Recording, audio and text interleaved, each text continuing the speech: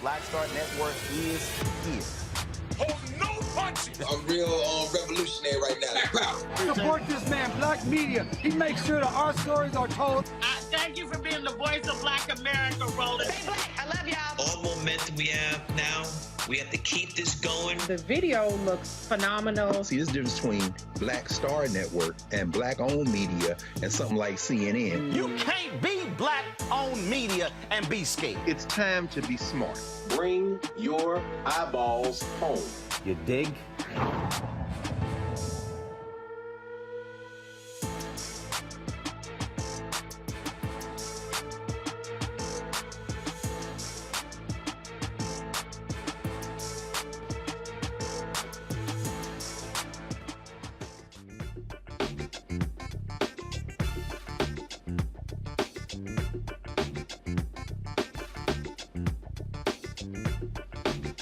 Folks, today is Wednesday, October 19th, 2022. Coming up on Roland Martin Unfiltered, streaming live on the Black Star Network. Last night in Florida, Congresswoman Val Demings opened a can of whoop-ass on Senator Marco Rubio. Folks, wait till we show you the highlights of this debate. She just destroyed him, challenging him at every turn and calling him a liar to his face. Also, on today's show, in Indiana, first of all, we have a one-on-one, speaking of Florida, one-on-one with Dr. Kari Lake, who's running for Congress in the 7th Congressional District. We chatted with her. Indiana cop gets indicted for kicking a black man in the head in law. Arizona GOP gubernatorial candidate Kari Lake, who's a flat-out liar. This fool actually said if JFK and MLK were alive today, they would be America First MAGA Republicans. Girl, you need to be drug tested. And we'll talk about what's happening with fascism in Europe, how this vehement anti-immigration stance is fueling the right in Europe. Is that a pretext for what we're seeing here in America?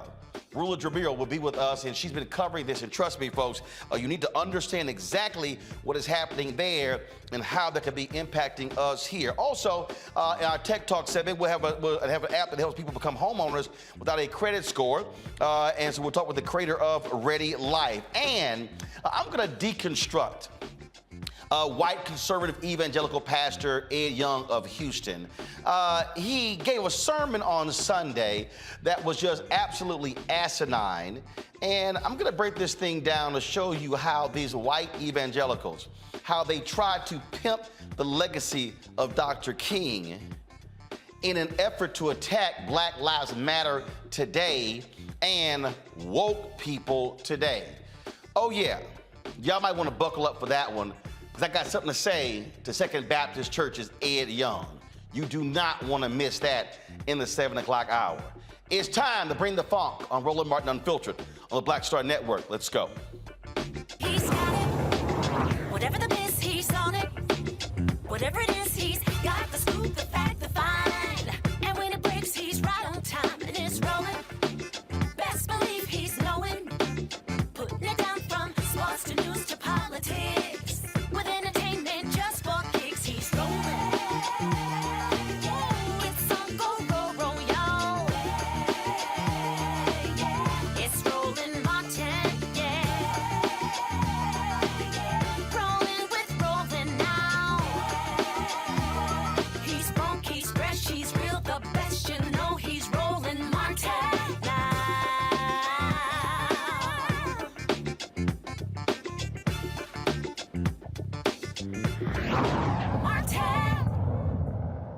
Some folks say debates don't matter, that voters are not moved by these debates. But if you were watching last night's debate between Senator Marco Rubio of Florida and his Democratic challenger, Congresswoman Val Demings, you could see exactly who is the one candidate who has the guts to stand up for voters. Demings was not trying to come in meek and silent. She came out hard hitting against Marco Rubio. And trust me, I can guarantee you today, his ass is hurting because she put her foot, both feet, firmly planted in his behind. Roll it. Of course, the senator who has never run anything at all but his mouth would know nothing about helping people and being there for people when they are in trouble. No one planned the pandemic. But our response to it is everything. Individuals were hurting, families were hurting, businesses were hurting. We passed the CARES Act, which the senator supported. There were some problems in the CARES Act with the Paycheck Protection Program that you love to take credit for. Some say it was poorly written. Some say it didn't help the people that it was supposed to, didn't save the jobs that it was supposed to. There was a way to fix the problems in the PPP through the American Rescue Plan and help people that were in trouble. But you played politics, Senator, and you did not do that. Your #1 job as a United States Senator is to protect the health, safety, and well-being of the American people. You've been at it for 24 years. I know the senator, look, and I'm really disappointed in you, Marco Rubio, because I think there was a time when you did not lie in order to win. I don't know what happened to you. You know that is not true. My first term in the United States House, I passed legislation to help law enforcement officers with mental health programs. Your first term in the Senate, you voted to turn Medicare into, basically to abolish it, and then turn it into an underfunded voucher program. And then you gave the biggest tax break to the richest of the rich and said you'd pay for it with cuts to Social Security and Medicare. Why are these people going out there and massacring people? This is the same. Because a lot of people own AR-15s and they don't kill everyone. I understand, sir, but I want to go to don't. Congresswoman Demings for 60 seconds. You know, people who are the families of victims of gun violence just heard that, and they're asking themselves, what in the hell did he just say? Senator, you used the Pulse nightclub shooting as your inspiration to run again for the Senate in 2016. Pulse is in my district. And yet, you've done nothing to help address gun violence and get dangerous weapons out of the hands of dangerous people. Florida, after Parkland, after you made promises that you had no intentions on keeping to the parents of Parkland, Florida passed legislation raising the age to have an assault weapon, pass red flag laws that we've seen 7,000 plus instances where they've been used now. Our primary responsibility is the safety of Floridians. And Senator, 24 years in elected office, and you have not yet risen to that occasion. And then when asked about it, you say something that makes no sense. Now, as a police detective who investigated cases of rape and incest, no, Senator, I don't think it's okay for a 10-year-old girl to be raped and have to carry the seed of her rapist. No, I don't think it's okay for you to make decisions for women and girls. As a senator, I think those decisions are made between the woman, her family, her doctor, and her faith. Thought I wasn't going to start my closing arguments with the last couple of things the senator said were just not true. And let me say this. I stand on this stage tonight as the daughter of a maid and a janitor. Had the awesome honor of being the first in my family to graduate college, served at the police department, worked my way up through the ranks to become the chief of police, serving in the House and now running for the Senate. Only in America is my story possible. I just happen to believe that every person, regardless of who they are, deserves the opportunity to succeed, deserves the opportunity to make it. The senator will pick and choose winners and losers based on their ability to pay to play. He talked about pharmaceuticals. He voted against legislation that would help reduce the cost of prescription drugs and help cap the cost of insulin. Damn. My panel, Robert Patillo, Executive Director, Rainbow Push Coalition, Peachtree Street Project, Joe Richardson, a civil rights attorney, Monique Presley, legal analyst and host, Make It Make Sense with Monique Presley. Glad to have all three of you here. Damn, Robert. Marco got smacked around by Trump when he ran for president and just got waylaid by Congresswoman Val Demings. And what I appreciated She didn't go into this. A lot of these analysts and these strategists, oh, you're a woman, so don't go in strong because don't go in as the angry black woman. No, her righteous indignation served her well in this debate. You're absolutely correct. You know, we're right in the middle of the Rainbow Push Coalition Peachtree Street Project 23rd Annual Creating Opportunity Conference that started today. So earlier I had the pleasure of talking to Sherry Beasley, who's running in North Carolina, as well as Jamie Harrison, DNC chair. And this is the fire that we're talking about bringing to the midterms. This is the aggression that we're talking about bringing to the midterms. We can no longer keep running as if we're in the 1870s. The distinguished gentleman from Florida takes the floor. You have to call out these lies in very plain and simple terms. Val Demings could have been more powerful. She was standing out there for switch because Marco Rubio looked like a little kid getting red after lying and getting caught red-handed. I'm starting trying to figure out why Val Demings wasn't the VP, but that's a personal thing with me. I thought she would have been an outstanding choice for that. But I think people in Florida are seeing a very clear contrast between somebody who will kowtow and bow down and be obsequious before Trumpism, before DeSantisism, before the far right wing of the party, and somebody like Val Demings, who's going to be a voice strictly for the people of her district, and people of her state. Understand that she's able to. That you cannot do those attacks about defund the police against Val Demings. You can't say Democrats are soft on crime against Val Demings. You can't talk about women's reproductive issues against Val Demings if you're not ready to get red. So I'll be surprised if Marco Rubio shares the stage again with her before the midterm elections. This race was already within the margin of error, 2 to 3 point race. I'm hoping this gets those national Democratic figures to pour money into this race, pour money into the Sherry Beasley race, pour money into Mandela Barnes, into Charles Booker. We have a chance that we have not seen since Reconstruction in this country, where 10% of the United States Senate could be African American if we win these seats around the country. And I think this is the time when we do a lot of debating on Twitter and Instagram and everything else about what would be the perfect political platform for African Americans. Getting 10% of the Senate in the hands of African Americans, I think, is the place that you start with it. The thing here, Monique, as I look at this, I think about the debate that Congressman Tim Ryan had against J.D. Vance when he went at his throat and was absolutely on point. I remember watching these people saying, well, even on our show, well, you know, Warnock shouldn't go too hard at Herschel because if he does, that's going to create sympathy for Herschel Walker, and so you don't want to do that.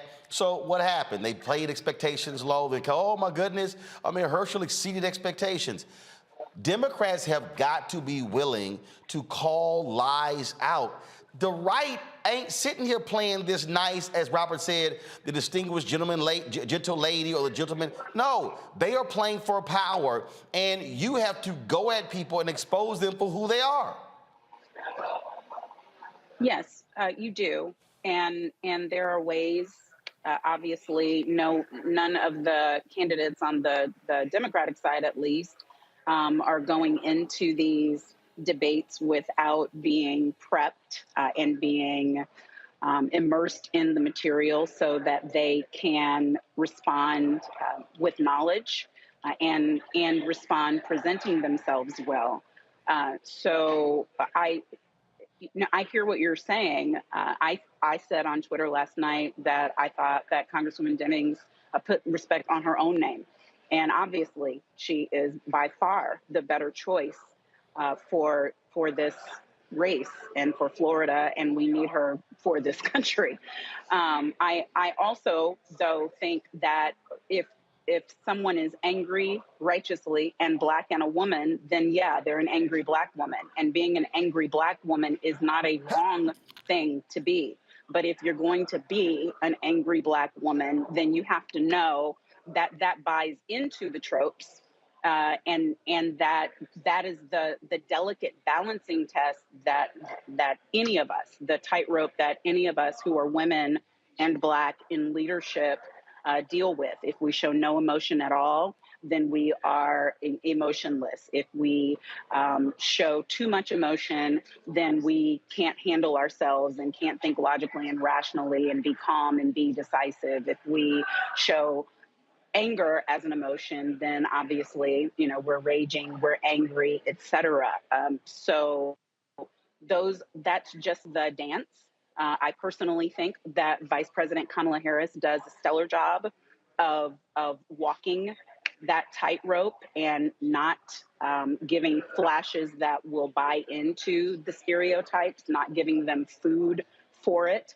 And I think that Congresswoman Demings did a stellar job of challenging him last night. Would I have wanted her not pointing her finger if I had been her debate coach? Absolutely. Would I have wanted to try to get her to frown less because I knew that they would zero in on it and show it, and that would be the only pictures that they would show? They would never show her smiling. Absolutely. But she has to be her authentic self.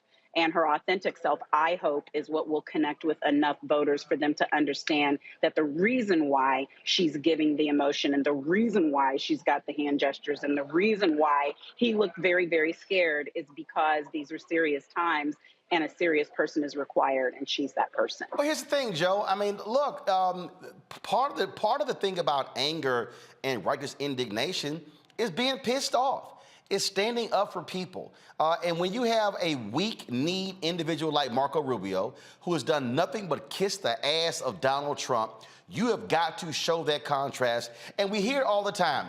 Folks I want to see a fighter. I want to see a fighter, someone fighting for me. Well, hell, I kind of got to show you some fight in order to do so. And so I think she was just on point. Well, I agree. And, when Donald Trump is a fighter, Donald Trump doesn't even have to speak in complete sentences, and he gets credit for being a fighter, right? At the end of the day, Val Demings came to scrap, okay? And she proved that she wasn't no punk. And the fact of the matter is, Marco Rubio looked like a punk. He looked punk. His countenance changed. All of it changed. And one of the things that Democrats have to figure out is that the Republicans, you can disagree with everything that they say, but they really go for theirs, right? And sometimes we have to decide not to be milquetoast because the truth is the truth.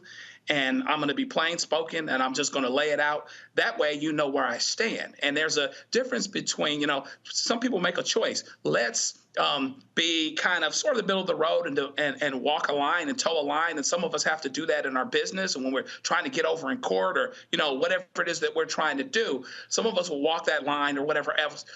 And from a political standpoint, to draw more people in. But here's the thought. Why not go strong? Be who you are and excite the people that would come out and vote for you. See, because I think that the numbers are there for her to win, but she's got to drive the people out. And I think the best way to drive people out is to create the contrast, to show who she is, being a fighter. She's got something to say about what officers ought to do and how they feel about guns. She's been one. She's got something to say as a woman and as a detective about what should happen with children that are raped. And there's actually a seed planted that will produce a baby. She should be talking about that, and she should be talking about that with passion, because to the point that was made, she's damned if she does, and she's damned if she doesn't. So if it's in her heart to do it, she might as well do it. Here's a perfect example. When we would talk about how you fight, I look at what's happening with the economy right now. Look at the polling data, where a lot of people say they're trusting Republicans more when it comes to fighting inflation and dealing with the economy. But the reality is, I think Democrats have been quite weak in terms of how they have been framing this, what's going on. I'm going to show you this here. So Representative Katie Porter, she was actually questioning someone in Congress, breaking down where we stand today when it comes to inflation and how corporations are doing this. And Biden can't do a damn thing about this. Harris can't do anything. Democrats can't do anything. And what is actually driving inflation? Again, this is how I believe you have to actually establish a narrative and then go after folks. Watch this. According to this chart, what is the biggest driver of inflation during the pandemic? The blue is the dark blue is the recent period. It would be corporate profits. And what is that percentage? It is 54%, and that number does stay that level of high if you update that number to more recent numbers as well. So over half of the increased prices people are paying are coming from increases in corporate profits. Yes, the unit price index is reflected in corporate profits as opposed to other costs. And how does that compare to historically to other periods of inflation or over other periods of economic time? As reflected there and in other analysis, it is significantly higher in this recovery, 11.5%. And what is it today? 53%. So I want to make sure everyone in America understands this chart. What is a unit labor cost? The cost, wages and associated work costs. So we could just wages. What is a non-labor input cost? A variety of things, including maintenance and investments. Okay, so I have to buy the stuff to make the widget. I have to have a factory. I have to keep the lights on. I have to hire someone to make the widget. That's this stuff. And this is what I add on top. Now, former Labor Secretary Robert Rice has consistently talked about why we are in the condition that we're in right now. In the UK, inflation is at 10.1%. The new prime minister, she came in and she says, oh, first thing we're going to do is cut taxes. Folks, that completely blew up the economy of the UK, and now they're scrambling, and she might not be able to survive. You want an understanding of what's happening, even when it comes to oil prices? Check this out. Oil companies made $70 billion profit just in the last quarter. Here's President Joe Biden. So my message to oil companies is this. You're sitting on record profits, and we're giving you more certainty. So you can act now to increase oil production now. The third thing I'm doing is I'm calling on oil companies to pass the savings on to consumers. Consider this. In the second quarter of this year, profits at 6 of the largest producers, publicly traded oil companies, were more than $70 billion. That's $70 billion in just one quarter, 90 days, $70 billion. So far, American oil companies are using that windfall, the windfall of profits, to buy back their own stock, passing that money on to their shareholders, not to consumers. In fact, in the first half of the year, those same companies spent $20 billion buying back their own stock, and most importantly, buying back the most significant buyback in the last almost a decade. That's great if you own a lot of stock in an oil company or if you're an executive at an oil company. You know, what I don't quite understand here, again, Monique, we see what's going on. We see the record profits. We're actually seeing how all of these companies have been announcing record profits, and they keep raising prices. The reality is this here. All of these companies are trying to make up for what happened the last 2 years in the pandemic. You've got folks on the right saying, oh, it's Biden, it's Harris, it's Democratic policies. The policies literally have nothing to do with these companies raising it. And I just think that I just simply believe that Democrats have not been aggressive enough at telling the American people what the hell is going on. And the fact of the matter is, if the Democrats lose the House and the Senate because of the economy, because of gas prices going up, because of inflation, because of food going up, ain't a damn thing Republicans can do to stop it unless the companies stop raising prices. Yeah, I mean, but what would you suggest? Easy. What I would suggest is, on a consistent basis, actually articulating that over and over and over again. The problem is, what they often do is they speak in terms of, you might mention it and then you don't hear for actually 2 weeks. Oh, we're trying this. No, you must use the bully pulpit to actually hammer that. When you look at the polling data, literally right now, you're seeing an 18 to 20 point gap where voters in these polls say they're trusting the Republicans more when it comes to the economy.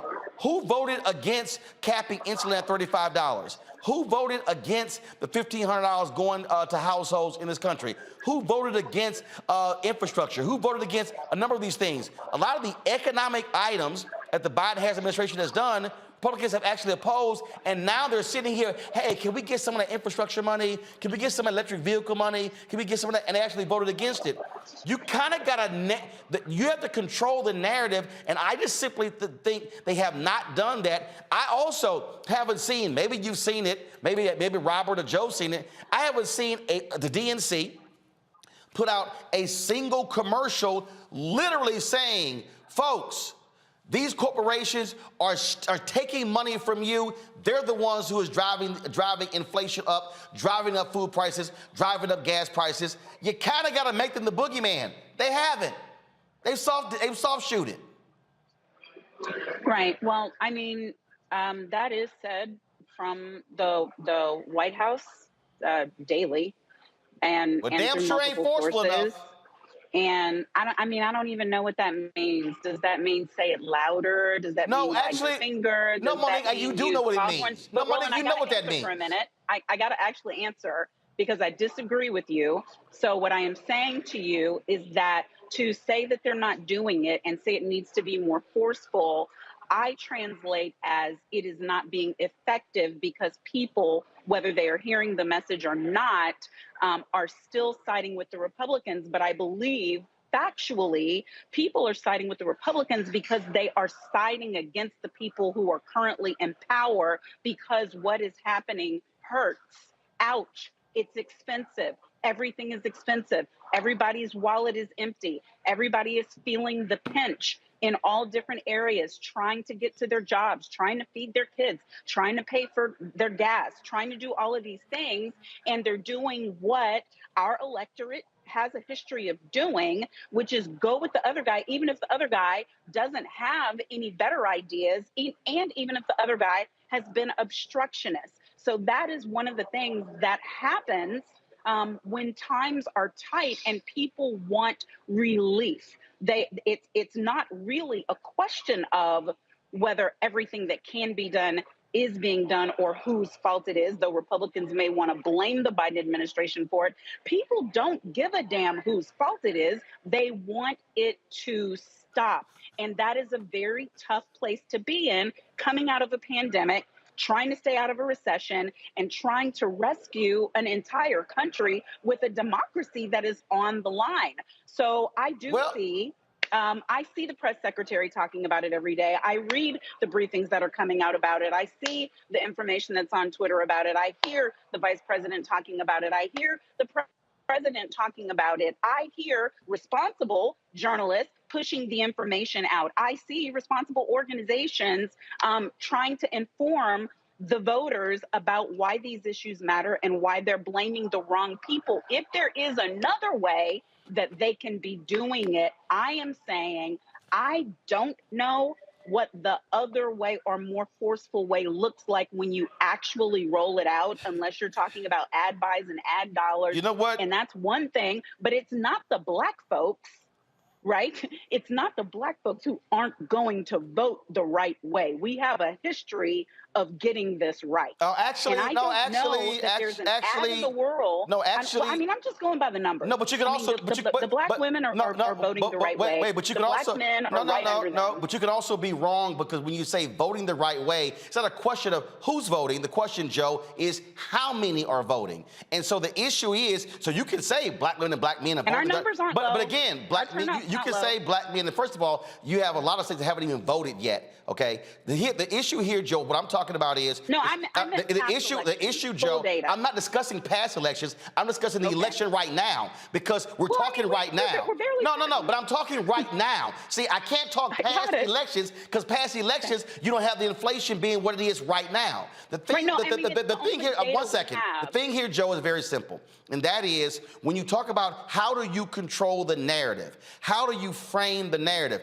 Democrats love to present white papers. They want to sit here and let me just give a long explanation. That doesn't cut it. The reality is the right, even when they are in power, know how to better message. Go. You know, I tend to agree with you. I think that the point that was made is valid in that people are ultimately self-centered. We want to know, listen, all I know is it costs me $6 a gallon for gas, right? People are absolutely ultimately self-centered because they want their things to be better or whatever else. I had a conversation brief, asked a question of Hakeem Jeffries about this whole thing. And it talked about how, the Democrats basically do their thing and they can often accomplish things, but the narrative is not very good. And so what happens is you have a situation where people will say, because of what they're for and what they're against. They'll say, I'm against you. We all heard it. I'm against Obamacare, but I'll take ACA. You know what I mean? So there's a lot of things that we need to do better in terms of people understanding where we stand, understanding what actually has been accomplished. Even in the last 2 years, they accomplished a great deal. The Democrats actually did. But the problem is, among other things, of course, inflation is a thing, et cetera, and there needs to be a narrative. I like what Katie Porter said. That was even some additional information for me in terms of the specific numbers.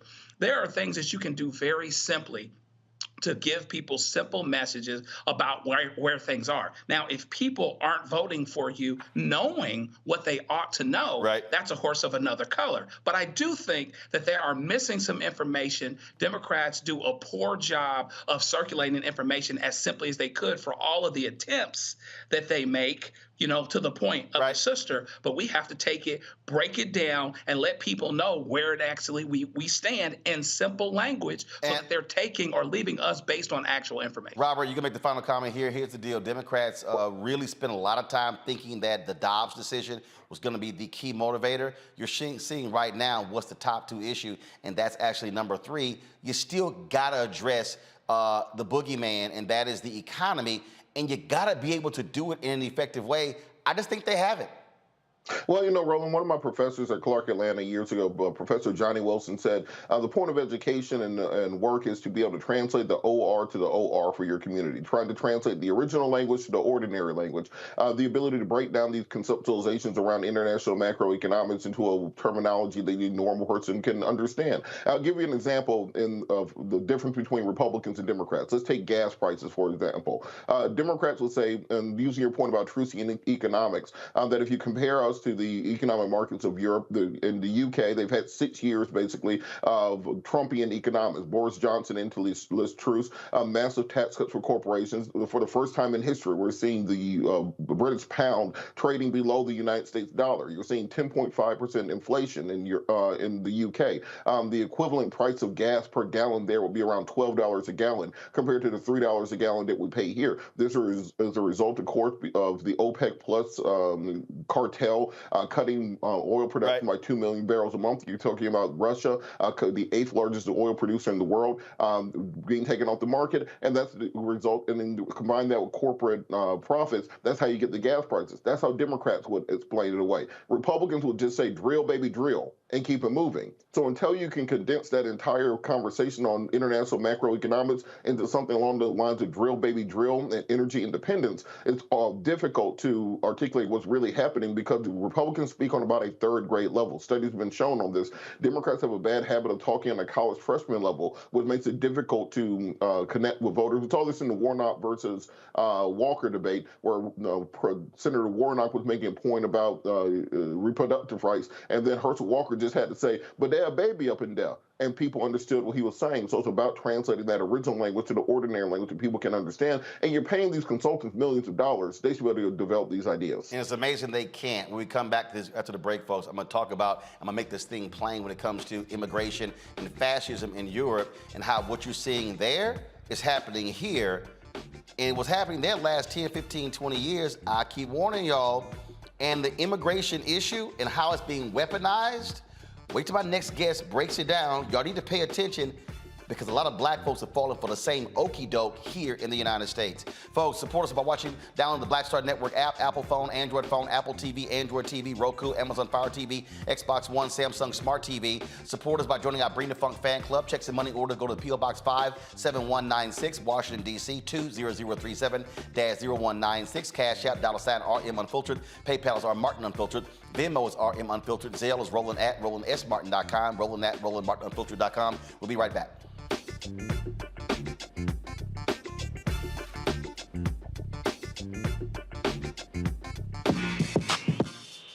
When we invest in ourselves, our glow, our vision, our vibe, we all shine. Together, we are black beyond measure. Welcome to Atlanta, one of the most expensive housing markets in America. But rather than help out, Brian Kemp cashed in. He made hundreds of thousands of dollars in real estate. His net worth skyrocketed.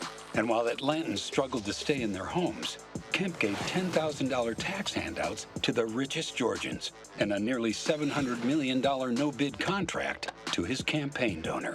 Brian Kickback Kemp making Georgia work for him, not you. When we invest in ourselves, we all shine. Together, we are Black beyond measure. Hi, this is Cheryl Lee Ralph. Hello, everyone. It's Kiara Sheard. Hey, I'm Taj. I'm Coco. And I'm Lily. And we're SWB. What's up, y'all? It's Ryan Destiny, and you're watching Roland Martin Unfiltered.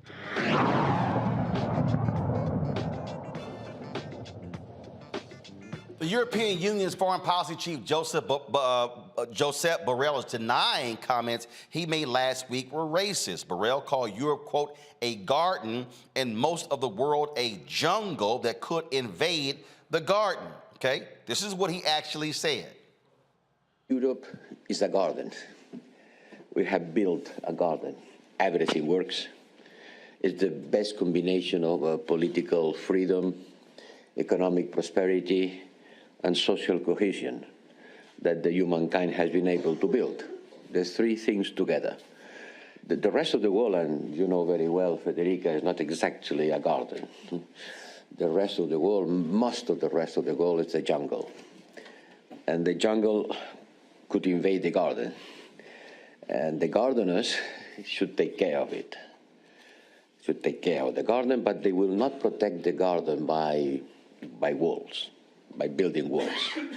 A nice small garden surrounded by high walls in order to prevent the jungle coming in is not going to be a solution, because the jungle has a strong growth capacity and the wall will never be high enough in order to protect the garden. The gardeners have to go to the jungle. Europeans have to be much more engaged with the rest of the world. Otherwise, the rest of the world will invade us. He came under intense criticism and issued this apology. The growth of this lawless world in disorder is what I meant when talking about the jungle. My reference to jungle has no racist, cultural, or geographical connotation. Indeed, and unfortunately, the jungle is everywhere, including in Ukraine. We must take this trend seriously, and that was my message to the students. Now, what's been happening in Italy, they've elected a fascist government there. You look at what's happening, the rise of the far right in France and other European countries. A lot of that is being fueled by their hatred of immigration. Now, I told y'all repeatedly that one of the issues that you're seeing is that the birth rates of, frankly, whites in Italy and Germany and France and other European countries has been dropping. Well, what happens for your society to continue? You need people. There's a resistance and an anger to immigrants who are coming into those countries. This has been happening for the last 10, 15 years, and what you're seeing happen in Europe, you're now seeing happen in the United States. My next guest is Rula Jabril, an award-winning journalist and visiting professor. She joins us now from New York. Rula, always glad to have you. I mean, you've been, I get your tweets. You hit me with the DMs, and I see them. And you've been breaking this thing down, and too many people have been ignoring the language and ignoring what's happening here. And what you have is you have individuals who literally on the right are yelling, oh, they're stealing our culture. They're taking our way of life. They're snatching our country back. You can literally look at Make America Great Again and the rhetoric of the right in America today and compare it to what you're hearing from the right in Europe, and it's the same. Absolutely. It's a global movement. And going back to Borrell and his terrible, sickening comments, which are racist, and let's be clear, they are racist. He doesn't even understand that they're racist. He wrote them down. They posted them on their website. It was part of his speech. He's not realizing he's using the same rhetoric that's been used in the past against anybody that is different in Europe. He doesn't mention that Europe had two wars, to World War II, and they cracked down on their minorities. They oppressed them. They burned them alive. They put them in gas chambers. And they use the language that is being used today against Black people and against refugees and against immigrants and against minorities. And he's not even realizing that. When he talks about a paradise or the rest of the world is a jungle, and he's talking about the garden, 80 years ago, that garden birthed Mussolini, gave us Hitler, gave us a destruction and millions of people who had to die so he can build a prosperous Europe. People who are not only Europeans, Americans, and others. He forgetting his own history. Today we have a fascist movement around Europe, especially in Italy. They just won the elections. And you know, the prime minister, the elect prime minister, Giorgia Meloni, the first thing she used is the conspiracy theory of the replacement, the great replacement theory. The first thing she said about President Obama, and it is echoing Donald Trump when she said, he's the worst president in history. How dare he impose sanctions on Russia? That was 2016 when it was obvious that Russia interfered in America's elections. She keeps continue saying that there's an invasion. She called people of color, she and her coalitions, all kind of names. She keep insisting that we need to protect Christianity in Europe, in Italy, because those other people.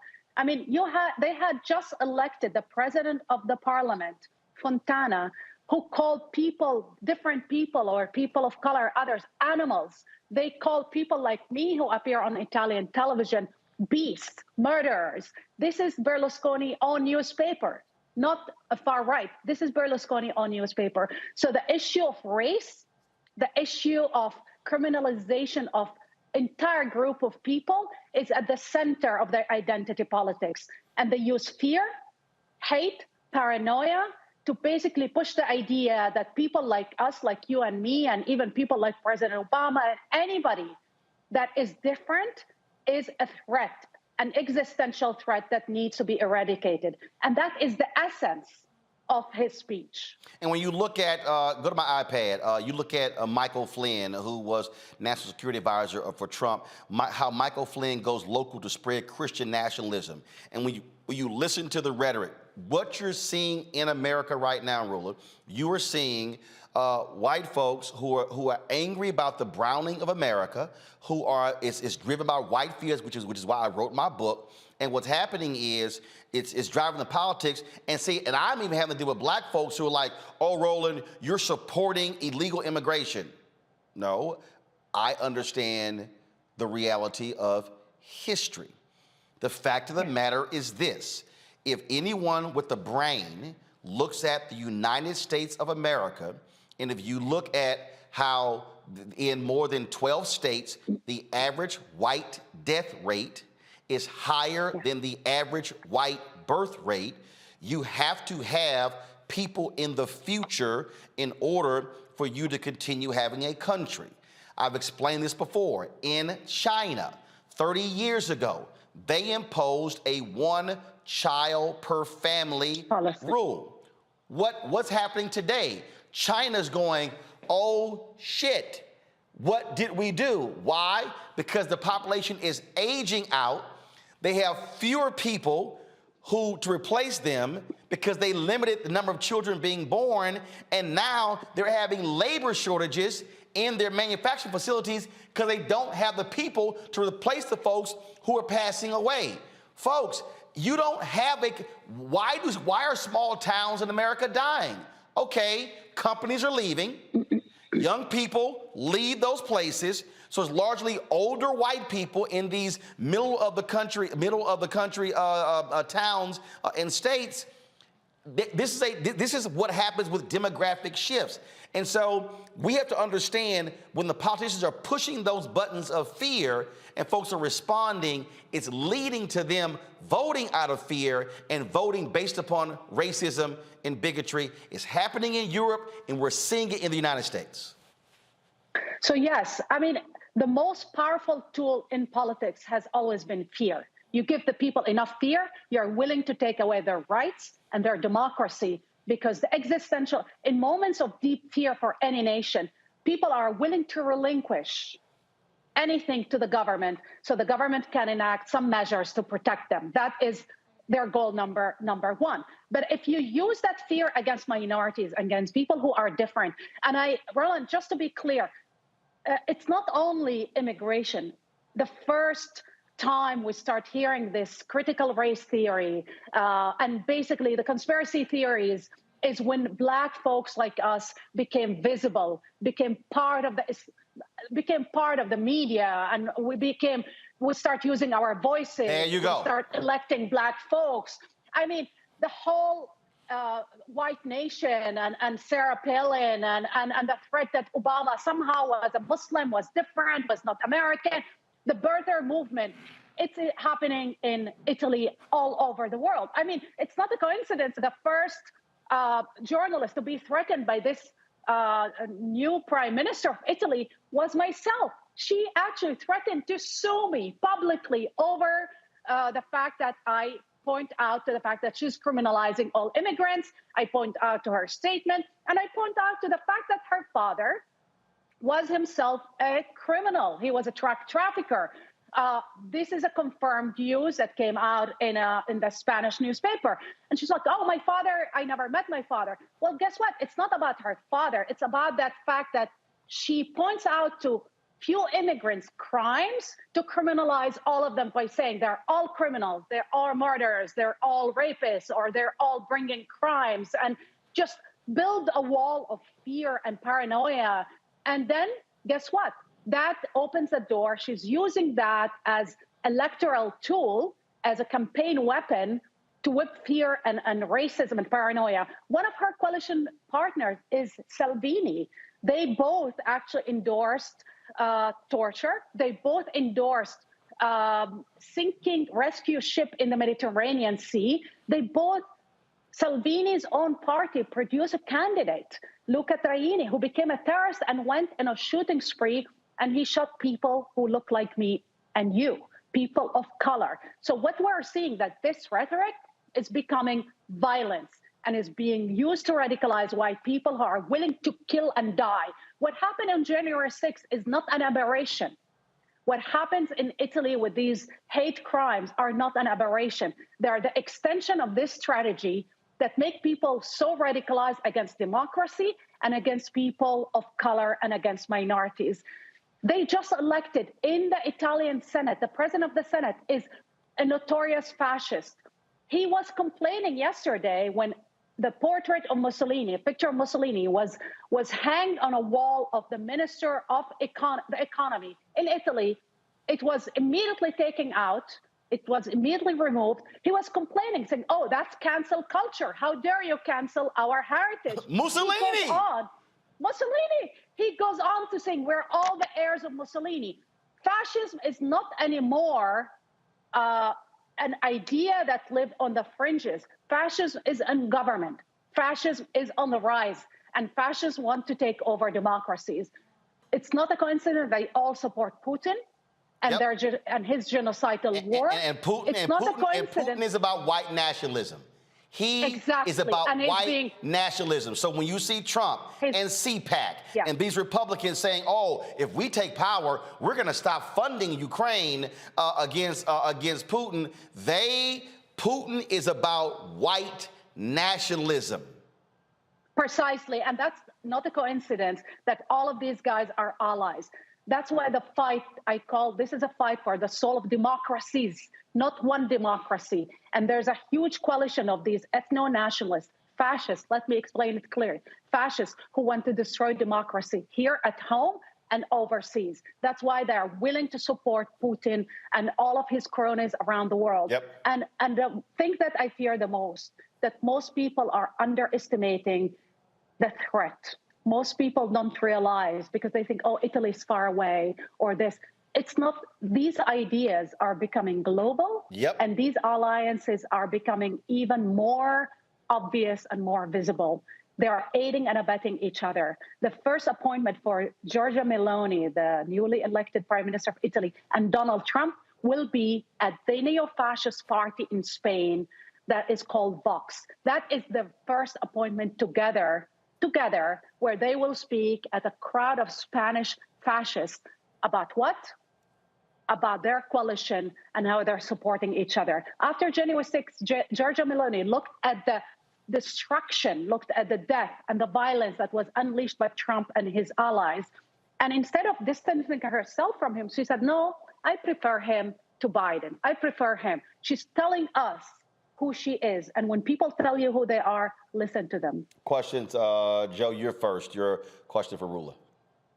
How do we get to the good people? And by that, I mean, there are people that are well-intentioned, regular, everyday people, but they are absolutely driven by fear, right? And what has happened is we fear what's not familiar to us. And there are so many people in this world that are scared to death of being overrun by people that don't look like them or people that don't think like them, or at least they're being told that they are. So how do we get to those people, particularly when from government to government, there are some things that in America we take for granted, which frankly are in jeopardy as well from a democracy standpoint. But there's other regimes that are more repressive now and already. So how do we get to and influence the good people to allow them space to breathe and to understand truth in a way that can keep us going in the right direction? That's a great question. And it takes me back to what Hannah Arendt, the best scholar of authoritarianism, when she said, the difference between who are the perfect subject of these autocrats, of fascists, basically, the people who cannot distinguish between truth and falsehood, between fictions and basically truth. And I think we need to tell people the truth. We need to talk to them. We need to engage with them. We need to invest more and more in educating them. Because the truth is, most of these people, once you explain to them the facts, they're reasonable people, they're thoughtful people. And it's not a coincidence that Donald Trump said, oh, my favorite people are the least, educated and not educated, because he is preying on their fear. Fascism is all about preying on people's fear and prejudice. So how do you dismantle that? You dismantle their fear and prejudice by appealing to their common sense, by actually explaining to them and doing what we're doing now. Continue the conversation on every platform.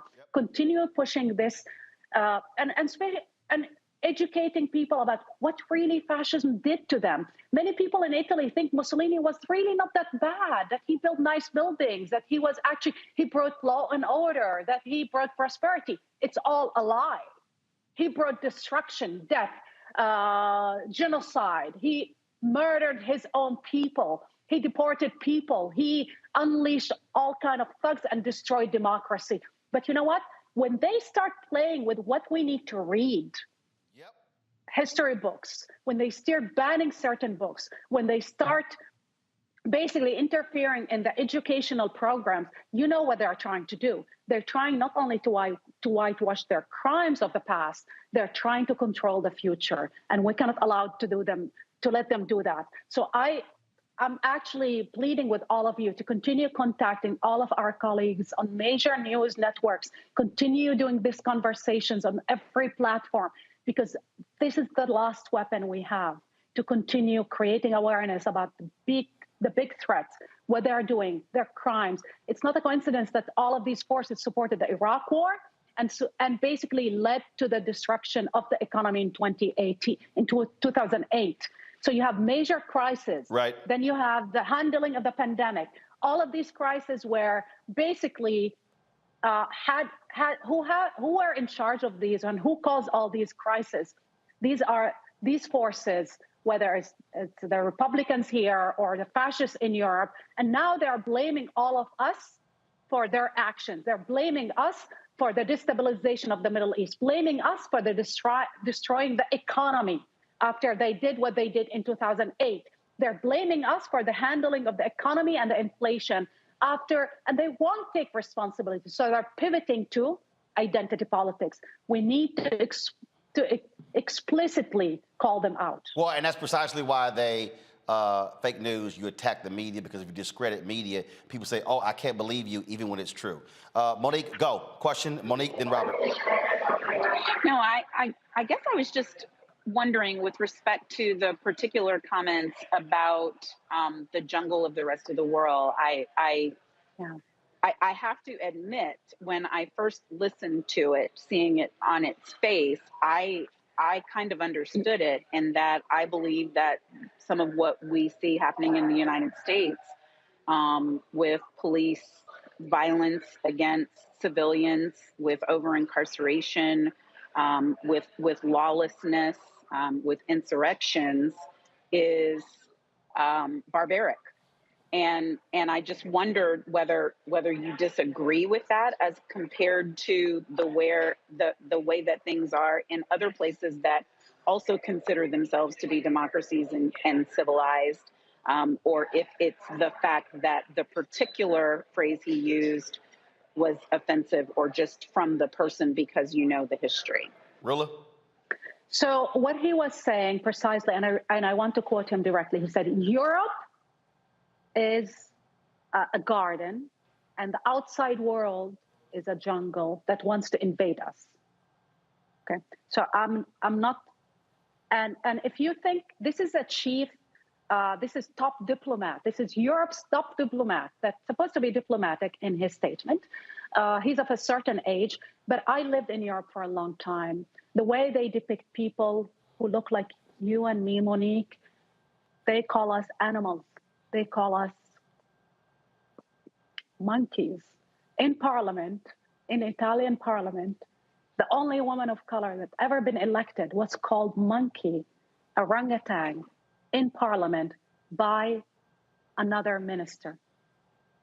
I was called on national television by the same guy who's part of the far-right government, by the same guy. His name is Calderoli. He said, I don't know what's her name, this woman. I refuse to answer her questions because she is, and he used the N-word on national television. There is racism in America, but you cannot compare it to racism in Europe. The racism in Europe is brazen, blatant, and widespread and normalized.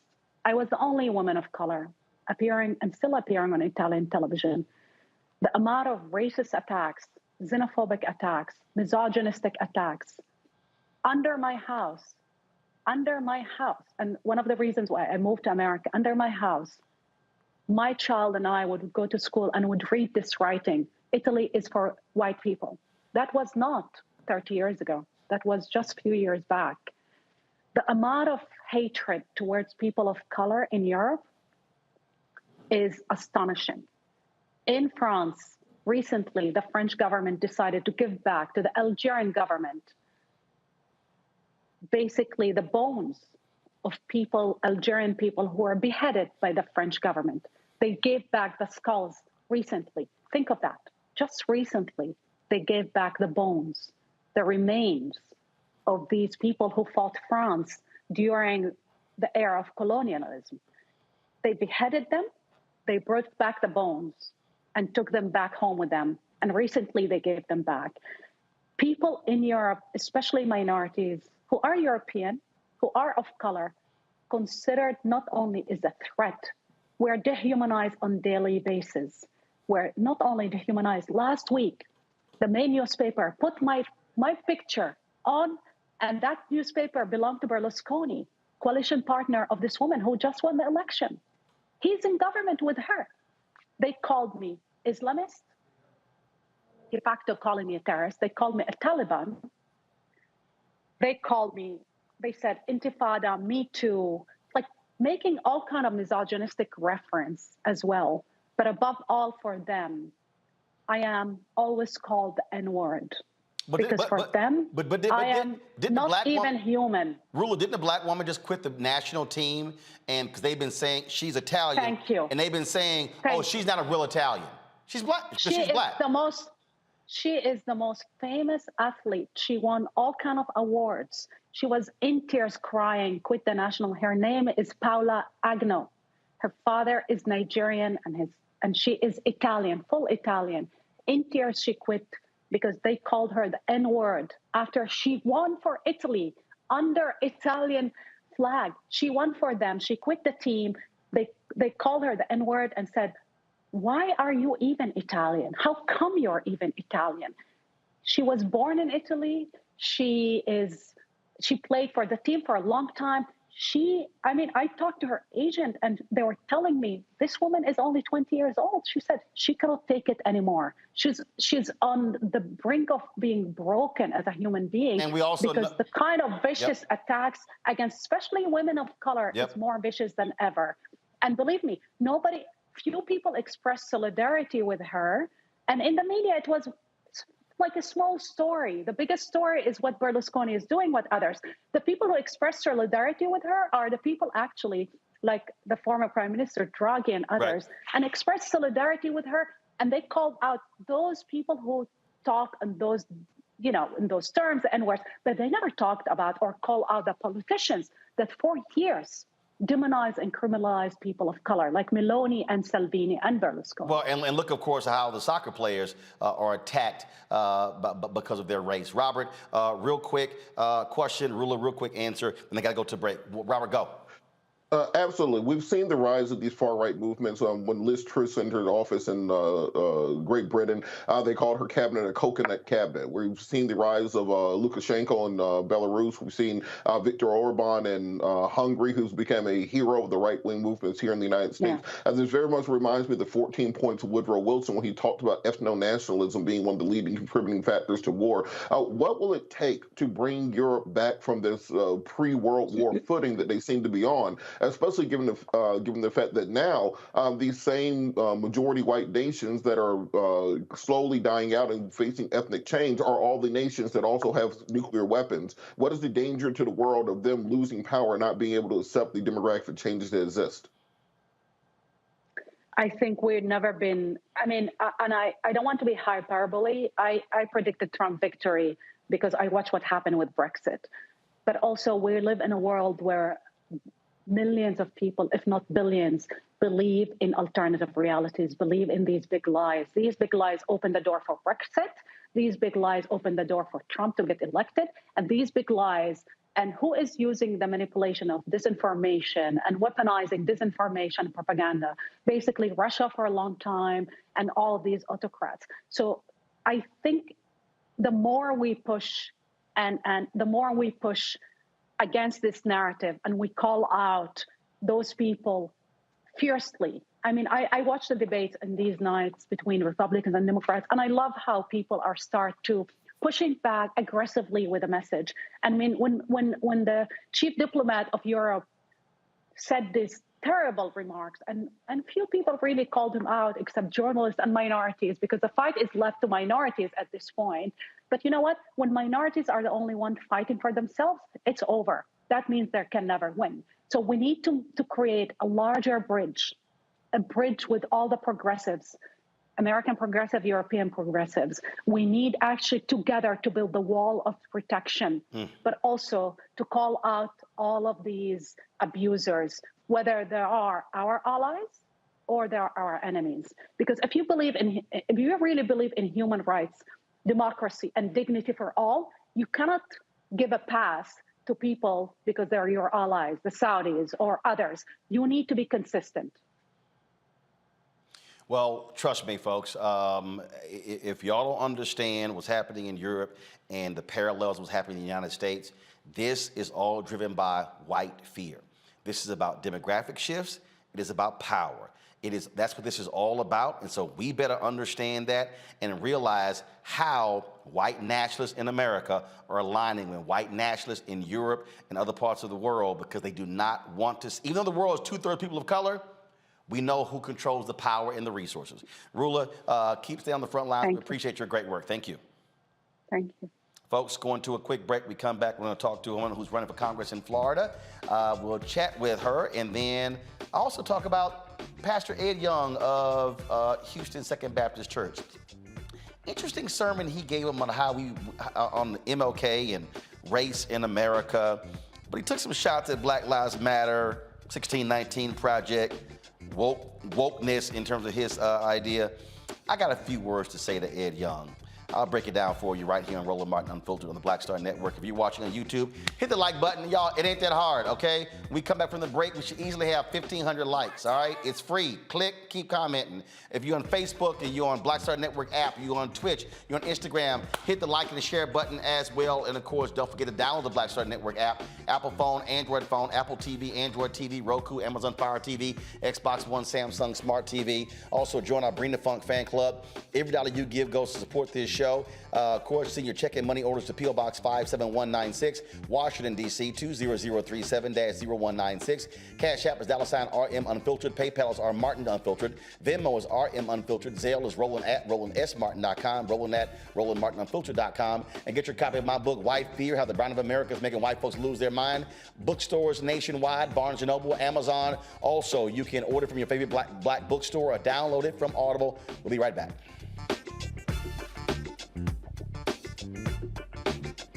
When we invest in ourselves, we all shine.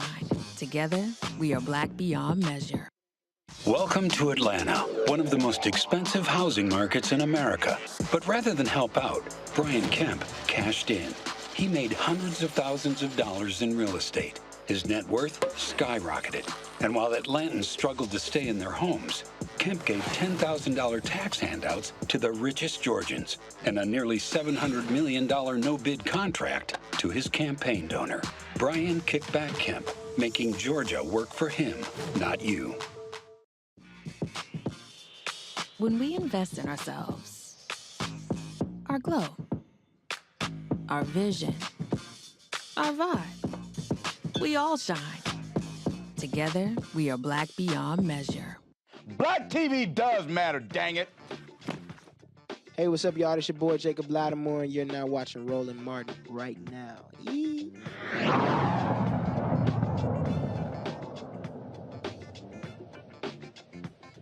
Florida Governor Ron DeSantis blew up the congressional districts there, trying to limit black power in the 7th Congressional District. My next guest, Reverend Dr. Karen Green, she is running for that congressional seat. It is a competitive seat, but the question is, well, Democrats are going to put the resources in to try to actually win it. And so they run to fill the seat of former Democratic Congresswoman Stephanie Murphy. Green will face Republican nominee Corey Mills, again, in this newly redrawn district that leans more Republican. Green's campaign centers on religious freedom, women's rights, civil liberties, and access to universal health care. She joins us right now. So it's leaning Republican. So before, was it a lean Democrat district? And what changed? Good evening, Roland, and thank you so much for having me this evening and the listeners. To answer your question, it has always been a swing state. This seat was held by Stephanie Murphy, as you mentioned. In 2016, it was held for a long time by John Michael, almost 20 years. So it's fair to say that it was a Republican-held seat, but for the last since 2016, Congresswoman Murphy held this district. We won it by landslide 2 terms before, and then you just said it, DeSantis did that draw the line for us here in the state, where this district went from being a 4+ Democrat to now seen as the opposite, a 5+ Republican. The demographic changed. We now went from having the fraction of Orange County, which, as you know, has UCF. This is comparable to what they did with Val Demings district. They literally tore the I-4 corridor up and pulled away the space. This is the first time, as you know, Stephanie Murphy is in fact an immigrant as well and myself, you can hear from my accent, I'm Jamaican. I currently serve as one of the vice chairs in the Florida Democratic Party. And the guest you just had a while ago who came on here, it is for those reasons, because of what happened on January 6th, that I decided to step up and run in this seat. So let me just say, it is contrary to what people think right now. The polls we're now neck and neck. It's 44%. I'm up against Corey Mills, a guy who is literally a Trump appointee.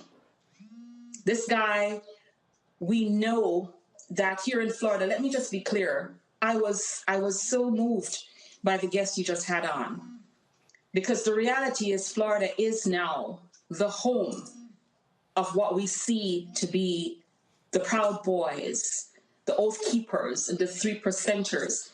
10% of the folks who led that insurrection on January 6th are from Florida. And so where we are right now in this district is, it is doable, it is heldable. It is one of those areas where Democrats are going to get out. We cannot have these people go to Congress. Right. And this is why I'm here, my brother. And in terms of the makeup of the district, what is the makeup of the district racially? The demographic is this. We have approximately 50% of white voters. We have double digits in Hispanics and our Black voters, and there's a large Asian population. It is one of the most diverse districts, but it is also one of the youngest districts. The average age the majority age is 39 years old. And what that tells us is that the generation of what we know was the call in 2015 to make America great again. They don't have, you know what that was about. Yep, of course. We all know what that was about. This district is an educated voting district. The issues now has us voting, I believe, with a common sense approach. Just think for a minute. This guy's a multimillionaire. I just got in this race. And because of the issues, we're now at 44, 20 days into an election cycle. Is the DCCC putting resources into your campaign? Let's talk about that for a minute. Let's talk about that. You said it when we got on this call. Initially, before we got into what looked like the gerrymandering, the D-Trip has not yet moved towards this district. The D-Trip initially, we went through the discussions looking at viability. I ran in a race that had 4 Democrats. I was the most viable, winning at 45% of this primary for people. And it's fair to say that I believe people have just given up a lot in Florida. I say this with experience. As a vice chair, one of the roles I've had is to make sure we showed people that Florida was not a throwaway state. Not because we housed Donald Trump, we have DeSantis as a dictator, we have Rubio and Scott, but we have common sense, educated people here who love democracy and freedom, right? And the bottom line is that I'm still waiting. I'm having discussions to this day. I have been in touch with them. I got the kits, you name it. But then we looked at the race to see 9 Republicans from out of Florida, millionaire funded, ran in this district. And so for some reason, folks didn't see it. Remember, Congresswoman Stephanie Murphy, who held the seat since 2016, decided not to seek re-election. So for some reason, it appeared to many people in this country as an unwinnable race. Now, within the last 5 days, we're seeing this because of all the endorsements. We're here. There's no question. If there's anybody who could bring the unity in this district, that's why I'm here, brother.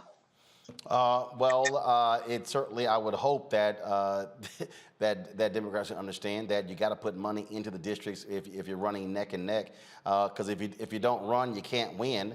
And I get this whole deal, how they look at the map. They want to sit here and protect seats, but at the end of the day, they're facing a daunting challenge holding on to the House. And I think part of the problem that Democrats have had in Florida, they have not had the proper investment. That's one of the reasons why what used to be a blue state became a purple state, and in many ways is a red state. Roland, let me say this. I'm used to winning races in battleground seats. I've long been one on the ground to make sure that we secure these races, Democrats abroad, the territories. I've been here. I know what it is to win races. But more importantly, what is happening is, you just said it, there is a misunderstanding, and this is why Florida, I can say it with all candor, that we cannot look for money to win races. We need to inject money to win races and not expect candidates to raise money. This is why so many people don't run these congressional races. Bottom line is that I believe now with the call and with what they're seeing in this race, that now the calls are coming. And I've been endorsed by our sister Stacey Plaskett, our brother Ted Lieu in California. The issues are more critical. The congressional delegation is falling in line and stepping in. Most of the unions have endorsed me. All of the progressive groups, the young moderates, there's not a bridge that I haven't crossed here. But what needs to happen across this country this evening is that we need to look at how are we going to maintain, protect democracy, and hold the Congressional House. This is a race that is not 5 points, not 10 points, not 3. It is right here at a neck-and-neck race. There's no way we continue to let this kind of a movement happen. And let me just say it. I'm the first Black woman, because there's no question. I don't deny who I am. I was born in Jamaica. I'm an immigrant living the American dream. And I'm saying to you that there's no way we can allow my opponent, Corey Mills. This is the guy who is a tear gas manufacturer. Not to say that it is not the least lethal of weapons, but this is the guy who is literally, he manufactured tear gas, sold it to China to use on Hong Kong. And it is my understanding that the same guy sold tear gas to be used on Black Lives Matter. We don't want this kind of collusion. This is the same person who is a Donald Trump appointee, literally agreeing with Putin over Ukraine. This is the same, listen, we don't need another Margaret Green in Congress. And it is unfair, it is ridiculous. We cannot have, let me just say this, they've used fear on us for the last 20 years. The reality is that we need to come to the light to have folks know that we cannot have, Martin and your guests, this is the same group of people who on January 6th, the fraction of the Republican Party, had 2 assassination plots. This group of people were going into the House to not only exterminate, eradicate the House Speaker, Nancy Pelosi, but they also had a noose to kill their Vice President Pence. We're not talking normal stuff. We're talking about a real coup, the possibility of these kind of people getting to Congress. It's beyond that. So I come with the experience of having lived the dream, the experience. More importantly, the district I'm intending to represent, the issues are real. Got it. We're talking about the Inflation Reduction Act. We're talking about the woman's right to choose. We're talking about pocketbook issues, housing, or VAs, or veterans, the environment. We just went through Ian. We're talking about climate deniers. The biggest thing to me, which is the funniest thing, is my sister who just was on before said it. How can people who are election deniers choose to run for Congress, for office?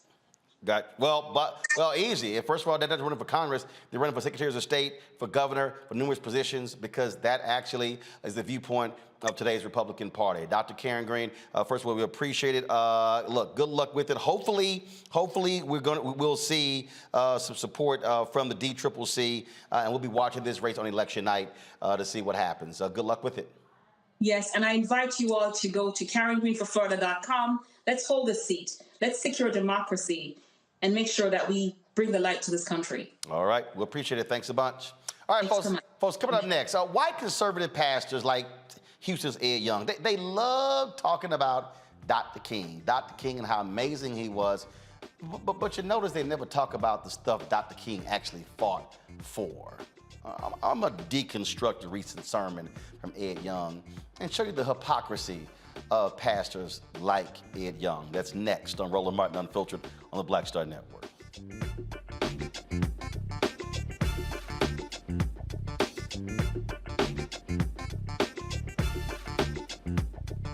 When we invest in ourselves, we all shine.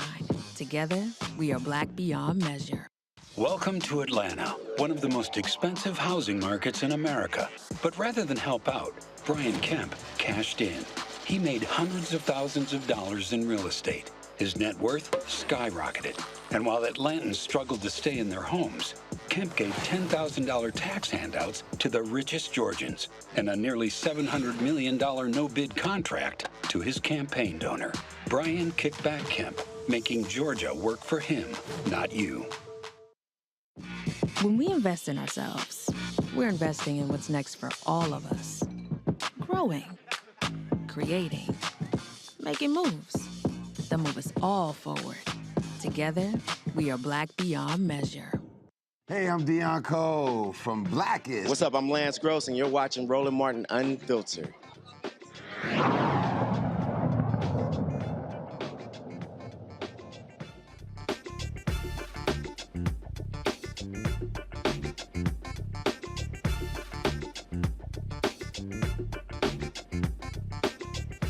All right, folks, welcome back to Roland Martin Unfiltered. Yeah, I really do get a kick out of every year around Dr. King's birthday, the federal holiday, and we get treated with all the quotes and all the laudatory comments about how amazing Dr. King was and what he stood for and what he did for America.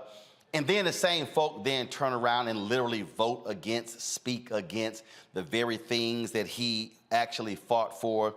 And so Sunday night, I had some followers of mine who sent me a sermon by Houston's Ed Young Sr., who leads Second Baptist Church. And Ed Young is one of the most prominent white conservative preachers in the country. Second Baptist has several locations in Houston. His son has a massive church in North Texas, and he's one of the biggest voices among the conservative Christian movement. And lately he has been highly critical of progressive policies and the left, and criticizing, lying about Houston, saying Houston has the highest crime rate in the country. That was a lie. Telling folks we should be opposing cash bail. I mean, all kind of BS from the pulpit, constantly lying. He's been checked by Houston Mayor Sylvester Turner on several occasions as well. But he gave a sermon called Created Equal, and I listened to it, and I had to get a laugh out of it as I watched him go through it, and with the praise of Dr. King. And so I just wanted to just begin to break this thing down. So why don't I go ahead and play it, and I'm gonna start it and stop it and walk y'all through some of the nonsense that we heard from him that we often hear from other white conservative preachers who make the same mistake in terms of trying to look all good with racial reconciliation and speaking against racism. But it's amazing how they ignore a lot of other stuff that happens. But go ahead, let's start it right now. Yesterday, I went back and I looked at 400 years of life in America for the African American who was brought over here as slaves. I sort of knew all that, but I didn't have any concept of the length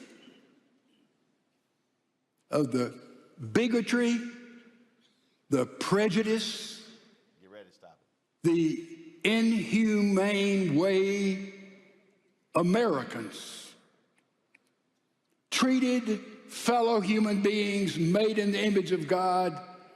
Because if you know your history, slaves first came over here in 1619, and I do not buy the 1619 phony history. That's not what I'm saying. But they came. Stop right there. Stop right there. Stop right there. First of all, Ed Young, y'all, was 86 years old. He was born in Mississippi. He pastored in South Carolina. How in the hell are you unaware of the treatment of African Americans in the United States? You were born and raised in Mississippi.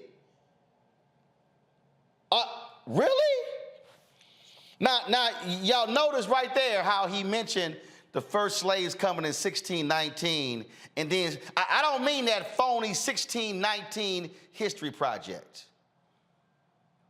Notice how he slid that in, okay? See, this is what they do. See, their anger is at Nicole Hannah-Jones and all the other folks who participated in that, because what folk like Ed Young don't like is the rest of the story.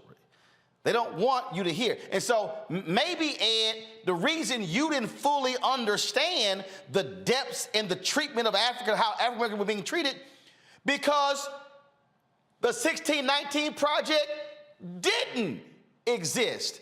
Maybe because you were presented a whitewashed version of American history. So as opposed to trying to throw shade at it, maybe you should spend some time reading that. Press play. With the settlement of Jamestown, the Massachusetts Bay Company, and they came primarily for profit and for gold. A little later, We know about Plymouth Rock when pilgrims came because they loved Jesus and they wanted to worship freely and independently in a new land. So a totally different ballgame. But in Jamestown, the secular invasion of our country, they brought with them slaves, first slavery in our history. And then we know from that moment, listen, roughly 250 years. Just hold on to that number. 250 years we treated fellow human beings made in the image of God as if they were animals, and sometimes worse than we treat our own animals. Oh, I gotta put a pause there, Ed, because yes, slavery lasted about 243 years. You throw in the Civil War, then you got the Reconstruction period. But you might want to add on another 100 years, Ed. Great Compromise of 1866, the election of 1876 leads to the Great Compromise of 1877, which leads to 92 years of Jim Crow. Black folks in Jim Crow were treated like animals, were treated as less than human beings. Lynchings that took place in your home state of Mississippi, in South Carolina, where you were a pastor, in Alabama, in Tennessee, in Arkansas, and Texas, and on and on and on. So I'm trying to understand why you're only limiting this treatment of African Americans to that period of slavery when that treatment existed beyond slavery when it was over, or as Douglas Blackman called it, slavery without, first of all, it was slavery without shackles. Slavery continued, just weren't in shackles. Press play. That's the truth. The Constitution was written by wealthy men, intelligent men, supposedly God-fearing men, but 8 out of the first... Constitution was not written by wealthy men. It was written by wealthy white men. That distinction is kind of important to the conversation. Press play. First 12 presidents of the United States were slave owners. They were slave owners. Now, you can build all kind of little anonymous, how people treat their slaves like family and all that, but it is brutality and is evil any way you look at it. And now we see Dr. King came.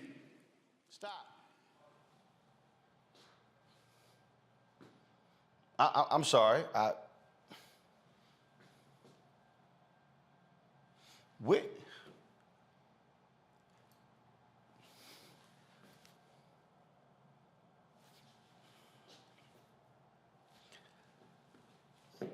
We went from slavery to Dr. King. Damn near 100 years. Dr. King does not come onto the national consciousness until the Montgomery bus boycott in 1955. He literally went from the end of slavery to Dr. King. How you skip 90 years? How do you skip Frederick Douglass? How do you skip Martin Delany? How do you skip Booker T. Washington, W.B. Du Bois, A. Philip Randolph, Ida B. Wells Barnett? How do you skip 90 years of black struggle for freedom and you just go, oh, then we got Dr. King? Press play. And through prayer, he decided to bring about a revolution different from any other revolutions, except maybe when Mahatma Gandhi, through pacifism, liberated India from the British Empire through nonviolence. Dr. King took that path. It was dangerous. It was deadly. And he began through those years to do things, to say things, always in a biblical Christian context. Don't miss that. He began to say things and do things. Ed, can we name some of them? I mean, the way it sounds like Dr. King just prayed and gave sermons. No, that was policy. There were things behind that. He was arrested. There were protests, and it wasn't just him. It was Thurgood Marshall and the NAACP Legal Defense Fund. It was Dr. Dorothy Height. It was James Farmer. It was CORE. It was SNCC. It was a plethora of individuals. It was, I mean, we can go, it was Ella Baker and others. It was Roy Wilkins. It was Whitney Young. I mean, we can go on and on with the folks who were involved in this. Come on, Doc. Press play. Don't miss that. Don't miss that. I submit to you that along with Billy Graham and maybe internationally Winston Churchill, Dr. Martin Luther King was the most influential individual in the 20th century by far. But Ed, tell your white congregants why. Go deeper. Ed, come on. If you're going to walk through scripture, walk through the text and the life of Dr. King. Sitting right here, Ed. 7 volumes of Dr. King's writings. The papers of Martin Luther King Jr. from Stanford University, Claiborne Carson, and others. 7 volumes. And not even all of his papers. The books he read. Doc, you got to go a little bit deeper than that, player. Go ahead, press play. He saved America. He preached the gospel. He was indeed a great man. Dr. King did not save America because he preached the gospel. Dr. King and others redefined America because they chose to stand up and fight for freedom and equality and fight against white supremacy, fight for the poor, fight for the folks who have been ignored. He didn't just preach the gospel. The Bible, Ed, says faith without works is dead. You can't stand before your congregation and give a sermon about Dr. King's faith and ignore his works and not mention that. But there's a reason why you don't want to mention his works. Because his works then contradicts what you believe today. Press play. Martin Luther King speaking at Southern Methodist University 2 years before his assassination, 1966. He said a doctrine of black supremacy is just as dangerous as a doctrine of white supremacy. God is not interested in freedom of black men or brown men or yellow men. God is interested in the freedom of the whole human race. The creation of a society where every man will respect the dignity and worth of personality. Dr. King, a couple of years before his assassination at SMU. Oh my God, I'm fascinated by Ed transitioning from Dr. King's work to a piece of his speech at Southern Methodist in 1966. So I decided to look up that particular speech. Go to my iPad. This, ladies and gentlemen, is a transcript of that particular speech. Ed talked about the white supremacy, the black supremacy part. Let me scroll down. Let me keep going. Let me keep going. Let me keep going. Let me keep going. Let me keep going. Let me keep going. Let me keep going. Let me keep going. Let me keep going. Let me keep going. Let me keep going. Let me keep going. Let me keep going. Let me keep going. Let me keep going. Let me keep going. Oh, then I have arrived right there at the top of the screen, the one paragraph that Ed Young was speaking about. Ladies and gentlemen, the speech that Dr. King gave is 7,485 words. Let me say that again, just in case you missed what I just said. The speech that Dr. King gave at Southern Methodist University is 7,485 words. Ed Young skipped 6,345 words before he decided to cherry pick the segment of Dr. King's speech where he's talking about black supremacy. Now, if anybody understands and actually has read the history of Dr. King, what they will know and understand is Dr. King, whenever you saw him talking about black supremacy, he was specifically talking about the Nation of Islam.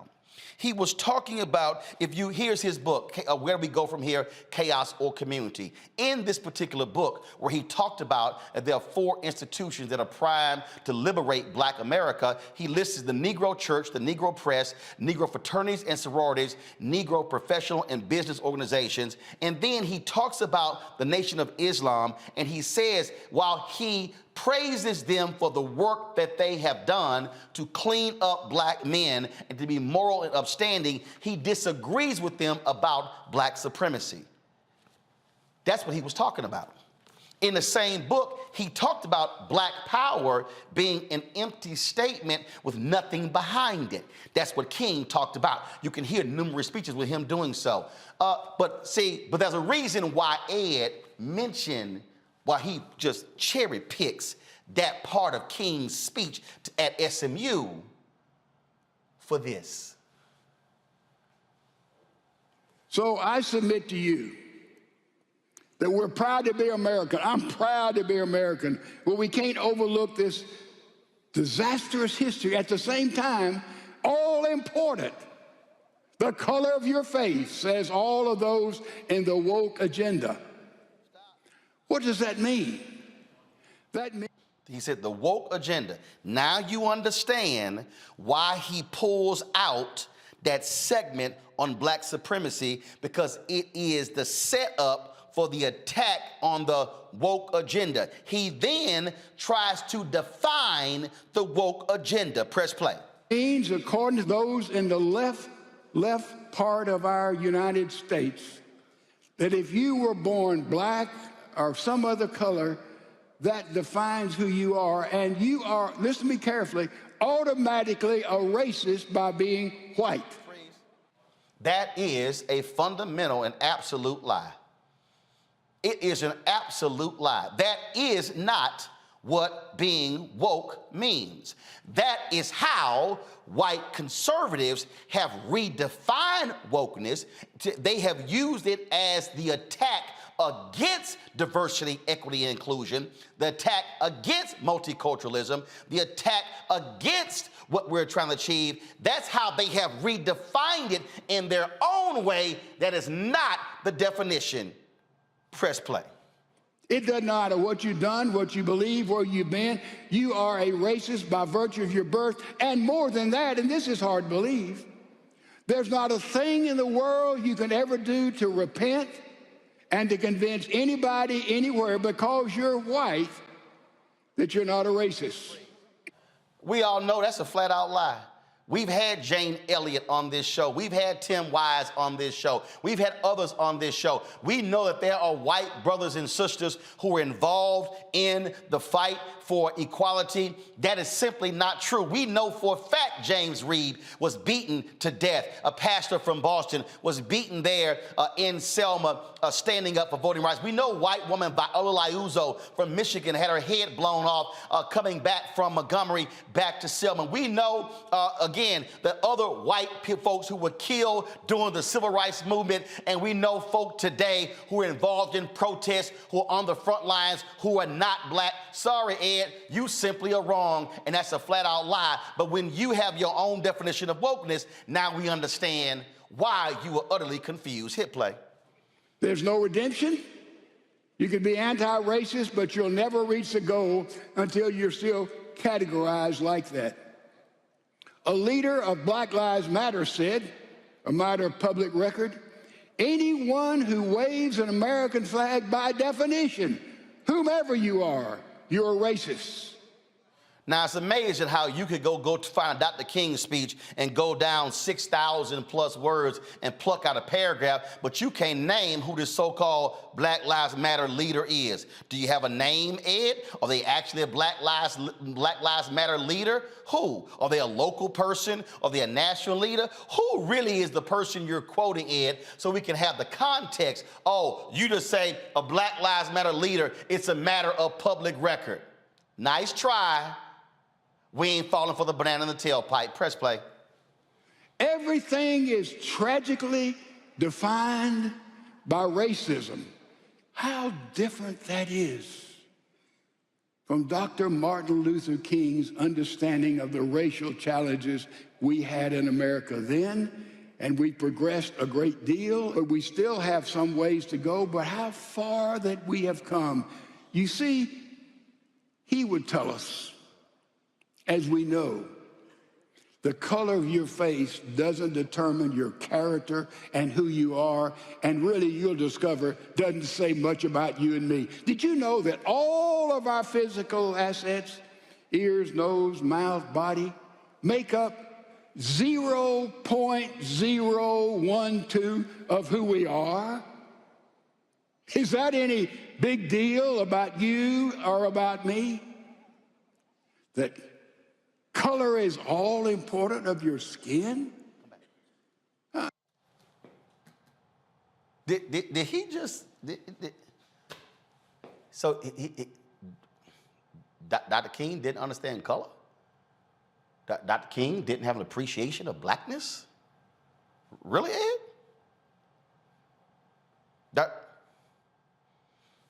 I recall Dr. King talking about black is beautiful. Press play. Dr. King. Go to Korea. Play King. And plead with you. Believe in yourself and believe that you're somebody. As I said to the group last night, nobody else can do this for us. No document can do this for us. No Lincolnian Emancipation Proclamation can do this for us. No Kennisonian or Johnsonian Civil Rights Bill can do this for us. If the Negro is to be free, he must move down into the inner resources of his own soul and sign with a pen and ink of self-assertive manhood his own Emancipation Proclamation.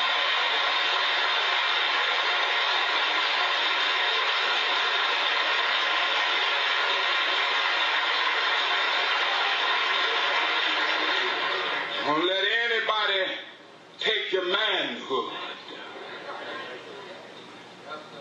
Be proud of our heritage. As somebody said earlier tonight, we don't have anything to be ashamed of. Somebody told a lie one day. They couched it in language. They made everything black, ugly, and evil. Look in your dictionary and see the synonyms of the word black. There's always something degrading and low and sinister. Look at the word white. It's always something pure, high, and clean.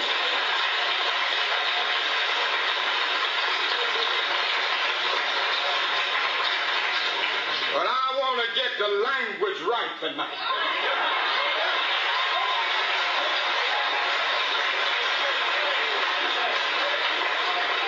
I want to get the language so right that everybody here will cry out, yes, I'm black, I'm proud of it, I'm black and beautiful. What MLK says right there absolutely contradicts Ed Young. But I need you to understand what Young is doing. Young wants to present this sanitized, this civil rights mascot view of King. He wants to strip Dr. King of his radicalness. He wants to take it away, and he wants to be somehow given credit for addressing the issue of race when, no, what you're doing is you are actually ignoring what King's life was actually all about, the issues he actually confronted and dealt with. If y'all watch the rest of this sermon, what you will hear Ed Young continuing and going on, talking about different aspects, talking about how God created one race. Absolutely. Oh, he'll mention how race is a construct, and he'll talk about that in a certain way. There's a certain point in his sermon where he talks about how the white supremacists are almost out of business, mentioning the KKK. Really? FBI Director Christopher Wray testified before Congress.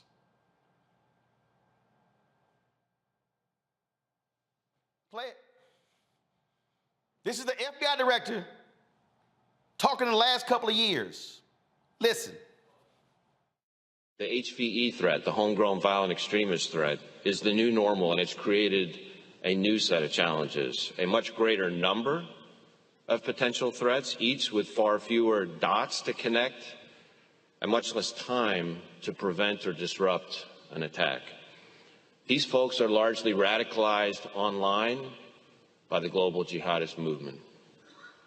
We're also keeping our eye on domestic terrorism from people who've come up with their own customized belief systems and hope to advance them through violence. We have, through the third quarter of this fiscal year, had about, give or take, 100 arrests in the international terrorism side, which includes the homegrown violent extremism. This year.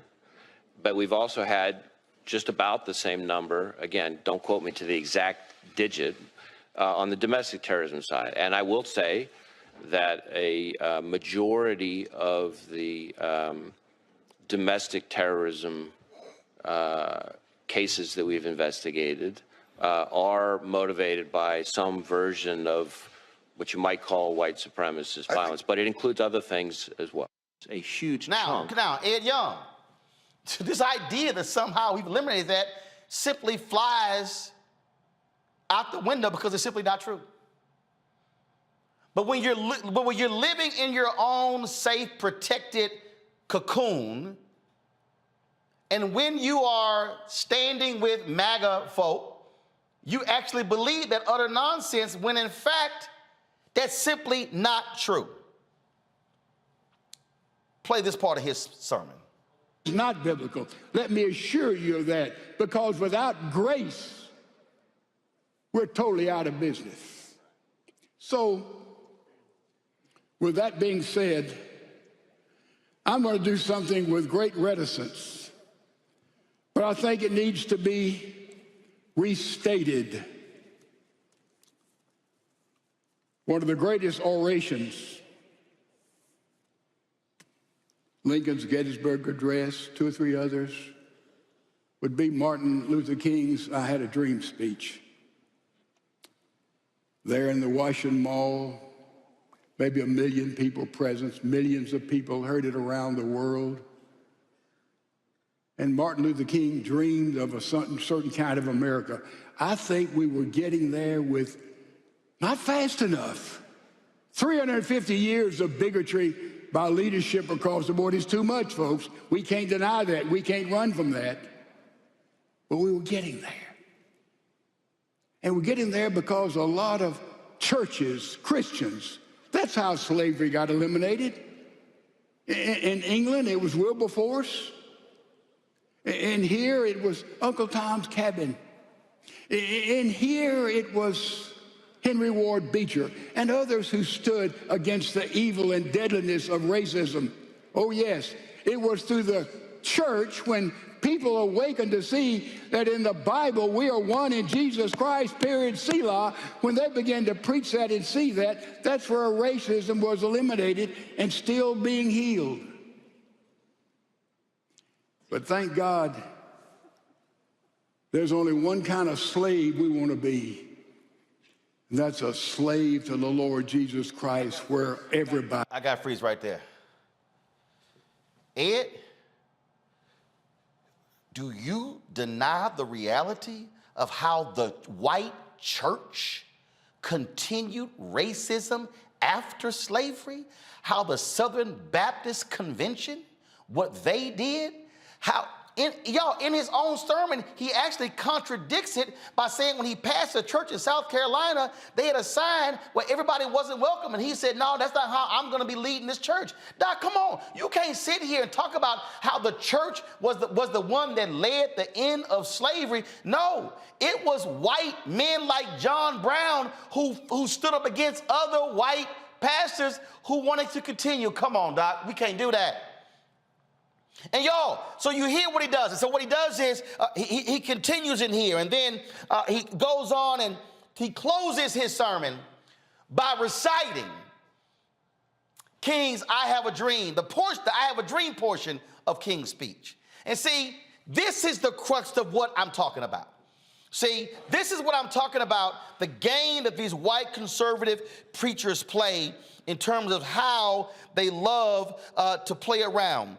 See, Ed, since you want scripture, Proverbs 12:17 said, a truthful witness gives honest testimony, but a false witness tells lies. Then it says, reckless words pierce like a sword, but the tongue of the wise brings healing. Truthful lips endure forever, but a lying tongue lasts only a moment. There is a deceit in the heart of those who plot evil, but joy for those who promote peace. Ed, you can't stand in front of the people and then recite the I Have a Dream portion of Dr. King's speech, but you ignore completely everything he said before that.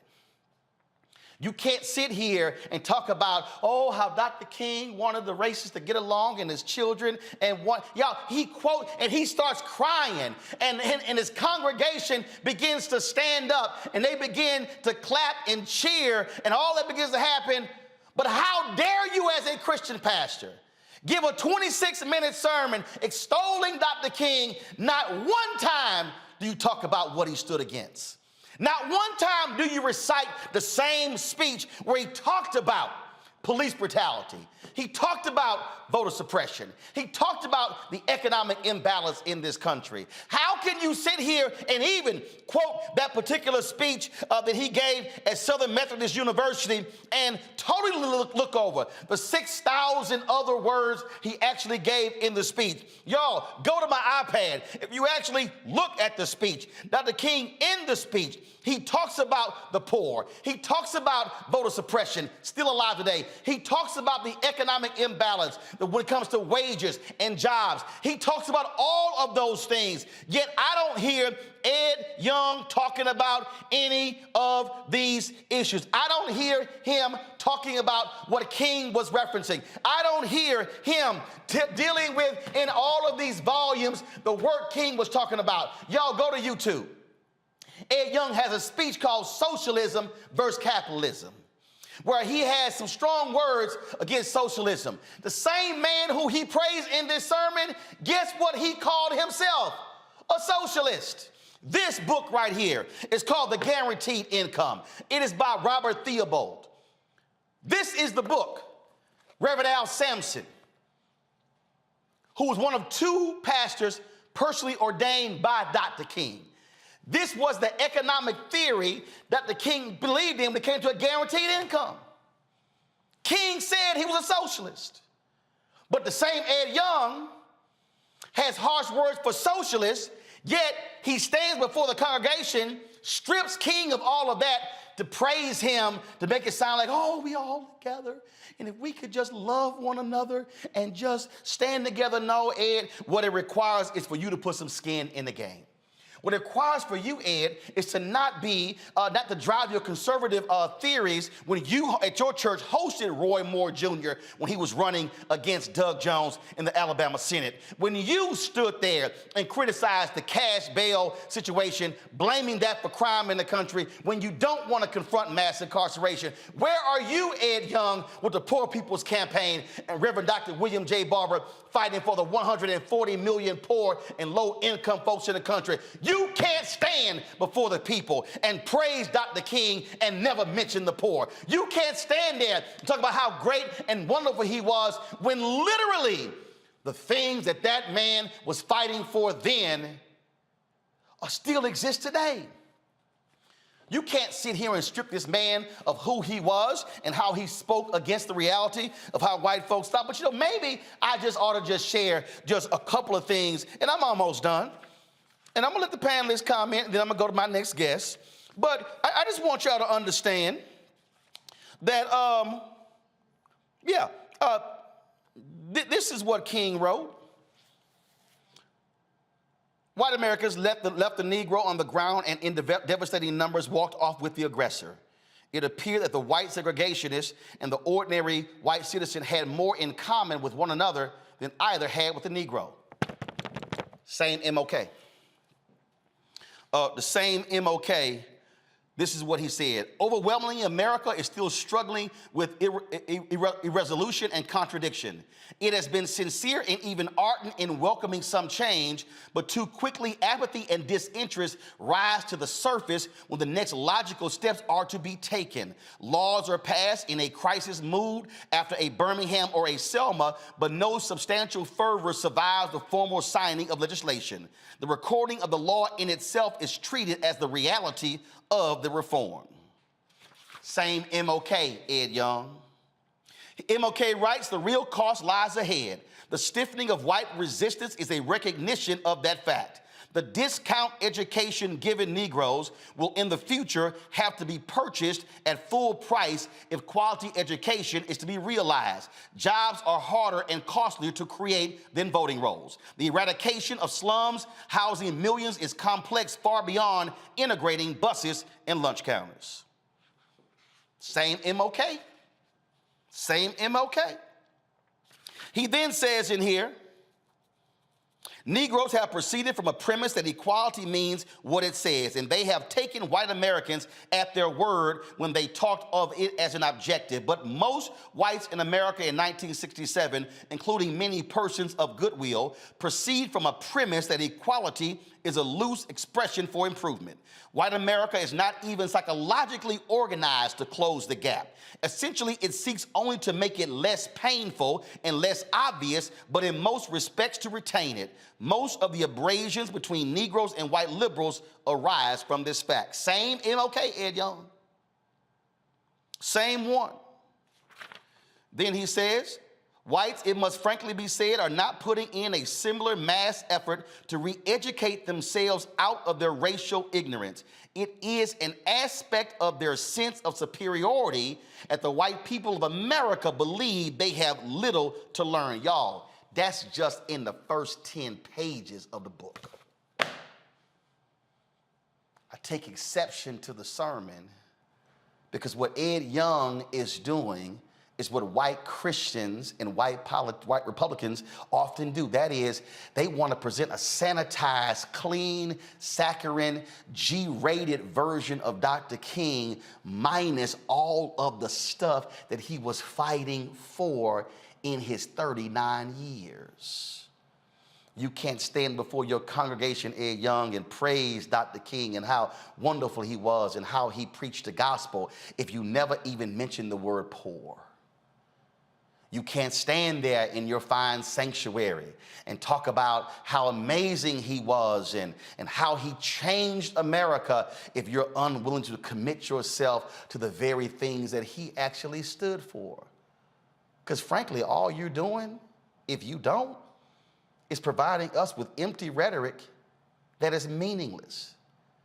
If Pastor Ed Young Sr. wants to impress me, I dare you to invite Reverend Dr. William J. Barber to your church.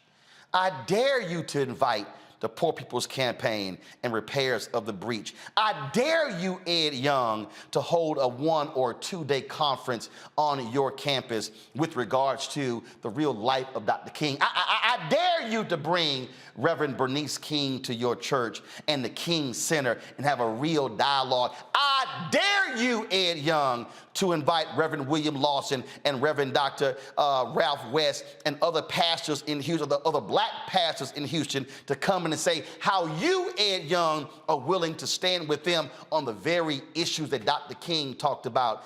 Don't sit here and cherry pick out of a soul speech he gave at SMU if you're unwilling to address the other stuff he talked about in the very speech. Please, Ed Young, show me where you called out Senator Tommy Tuberville for his racist comments. Please show me where you have chastised Donald Trump, other Republicans, for their racist and xenophobic comments. Please show me where you are willing, at the age of 86, to stand in the same spot and say, I'm willing to lift up the same stuff Dr. King believed in.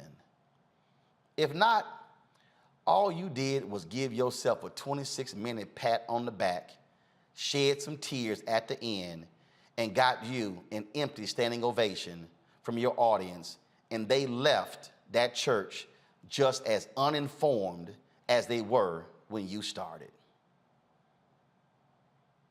It's simple as that. Monique, you said, I'm gonna let you start. You sent me a text saying you heard the speech and you had views on it. You agreed with most of it. Now that you heard me lay this out, you can go ahead and comment.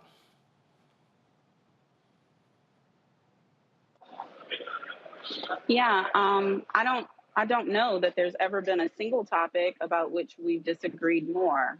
I believe, as you said on my show a couple of days ago, that it's the responsibility of white people in leadership to speak and galvanize in their own communities and thereby congregations. And I see someone like a Pastor Ed Young with roughly 85,000 people in his ministry who chose, didn't have to, ain't no special day, not MLK Day or nothing like that, chose the topic of racism and the history of slavery and racism in this country to spend the entirety of his sermon and talked about slavery and the hundreds of years post-slavery and the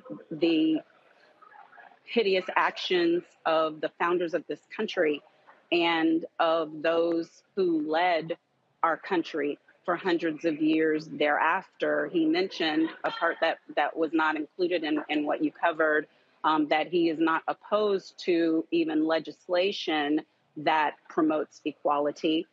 He discussed the areas in which he thought personally he had been able to assist, such as going in and leading a church that had been led by racist and white supremacists and needing to reach agreement with leadership and the leadership voting and a little more than half of them agreeing so that he could continue there, but the governor, who was a deacon, being one who did not agree. All of these stories are documented. But to me, the thousands of people in that church that day likely heard more about the plight of Black people in this country from a leader they respect than they had heard in days and days and years and years. He made no mention about plight. They may be looking at. He made no mention about plight. He didn't talk about. Why are you interrupting? No, I'm interrupting because he made no mention of plight. He didn't talk about economics. Okay. He talked about education. Okay. He didn't do present day. Okay. No, he didn't. He simply was a flyover. He spoke at 30,000 feet. Okay. He literally made no specific mention about the condition of African Americans then or now, other than we were treated as animals. He simply did not. Right. Except saying that we've come a long way, but we have further to go. Well, can you say what we might want to be doing? No. I'm not saying that he gave an anthology. I'm not saying that he gave an accurate history of slavery in America and the vestiges of it. I'm not saying that he gave an accurate history of MLK. I'm not even focused on slavery. I'm not saying he wouldn't even mention a single substantive issue Dr. King fought. All he said was he preached the gospel and changed the world. Well, Roland, as you say, it's your show. No, as I say, it's called context. No, but you keep. I know, but you had 20 minutes. I'm only trying to take 4. Well, actually, I got you. But okay. First of all, but you've had 3.5, and so okay. But you had 3.5. So I'm gonna go to Robert, then I'm gonna go to Joe. But you did, Robert, go. Well, I appreciate the effort. There's a meme going around, at least you tried. And I think that for many of these white people, as Monique said, this may be their first introduction to even the concept, particularly when you consume nothing but white wing media 24/7. And so maybe within 10% of the congregation will inspire them to go home and do a Google search and find out the full context and find out the deeper meaning, to dive deeper into it, to think of themselves differently. I think that any conversation on it has to be the beginning, but we have to keep it going thereafter. What we've seen in the last 50 years or so is I call the Disneyfication of Dr. King, where they've taken the Dr. King that actually existed and turned him into this cartoon character that they can kind of trot out whenever they need to. They usually take the I Have a Dream speech, for example, that was 1,667 words, and they just say content of character, color of the skin, and that's all they know of the speech. So it's important for us, the people who do understand, who do know, to call these things out, to make people understand that that these individuals were more than just a tagline or a hashtag or a meme, that there was deeper work that was being done, and that the entire civil rights movement wasn't just Dr. King, as Chris Rock said, that's all we learned is Martin Luther King, that there were hundreds of thousands of people who fought and thousands who died and were imprisoned and lost everything for the journey that we are on, and those are going to be turned back in the upcoming years by the Supreme Court. So it's an important conversation to begin. Now that it has begun, maybe this is where we step in and partner in and walk in and say, well, let me give you some more context. Let's bring some black ministers, Reverend Barber, or Reverend Sharpton, or Reverend Jackson in his younger days, to give the full context on what happened and start building those bridges between the two. So I will give him an A for effort. But I do think, as you said, Roland, there's a lot more context that needs to be put in there, and a lot more education that needs to be had. But we need to at least begin the conversation, since many of these people are so recalcitrant to the idea being even presented, that they're storming school boards to stop critical race theory. Well, Joe, what you're not going to do is try to throw shade at the 1619 Project, Black Lives Matter, and woke agenda. We don't know what the hell you're talking about, but then you want to cover it up by saying, "Ooh, I love Dr. King." Joe, go ahead. I think one of the scriptures that is mentioned in that same speech by Dr. King is Amos 5:4. And a lot of people know the scripture. Us church folk know the scripture. It says, "But let justice roll down like a river and righteousness as an ever-flowing stream." But there was a but. So what had happened before was what had happened was people had been making the sacrifices that they normally did. Oh, let's kill an animal. Oh, let's do the things that we normally do, God, and it will pacify you. But what God was saying was, what you used to do and what you're doing now isn't enough. So let justice roll down like a river. If there was this hypocrisy and this selective memory and this self-righteousness, frankly, despite the effort, some may call it effort, this is the reasons non-Christians won't become Christians. Got it. And I'm a Christian saying it. And so really, Martin was called a militant. Ask him, let's ask Pastor how he felt about Martin when he died. He's old enough to be around. Was he actually reciting the words from I Have a Dream back in 1963? I bet you he wasn't. Does he have a picture of Jesus that is historically accurate visually today? Probably not. It might be that some people in his congregation, if they saw Jesus as Jesus was to be seen in the natural, they wouldn't even be followers. And so therefore, we are at a place where we have to be truthful. And even the Bible says, 2 Thessalonians 10, people have not a love of the truth. For that reason, they'll be sent strong delusion to believe the lie. At the end of the day, regardless of his effort, regardless of his intention, and in fact, I don't have a heaven or hell to put him in, and he might get the same grace that I'm in need. I know he needs it. But at the end of the day, he was wrong, and he was wrong from the pulpit, and he's aligned with Donald Trump, who calls 2 Corinthians 2 Corinthians. He's aligned with fascism, and he's aligned with a lack of truth. Going to truth will make people uncomfortable. Everybody celebrates Martin as if he lived a long life and they didn't kill him, but they did. Well, and again, all I'm simply saying is, if you're going to cherry pick the black supremacy part, don't ignore the other 6,000 plus words of what he laid out. But it's amazing how that's the only part of the speech he referenced. All right, y'all, it's time for our marketplace segment.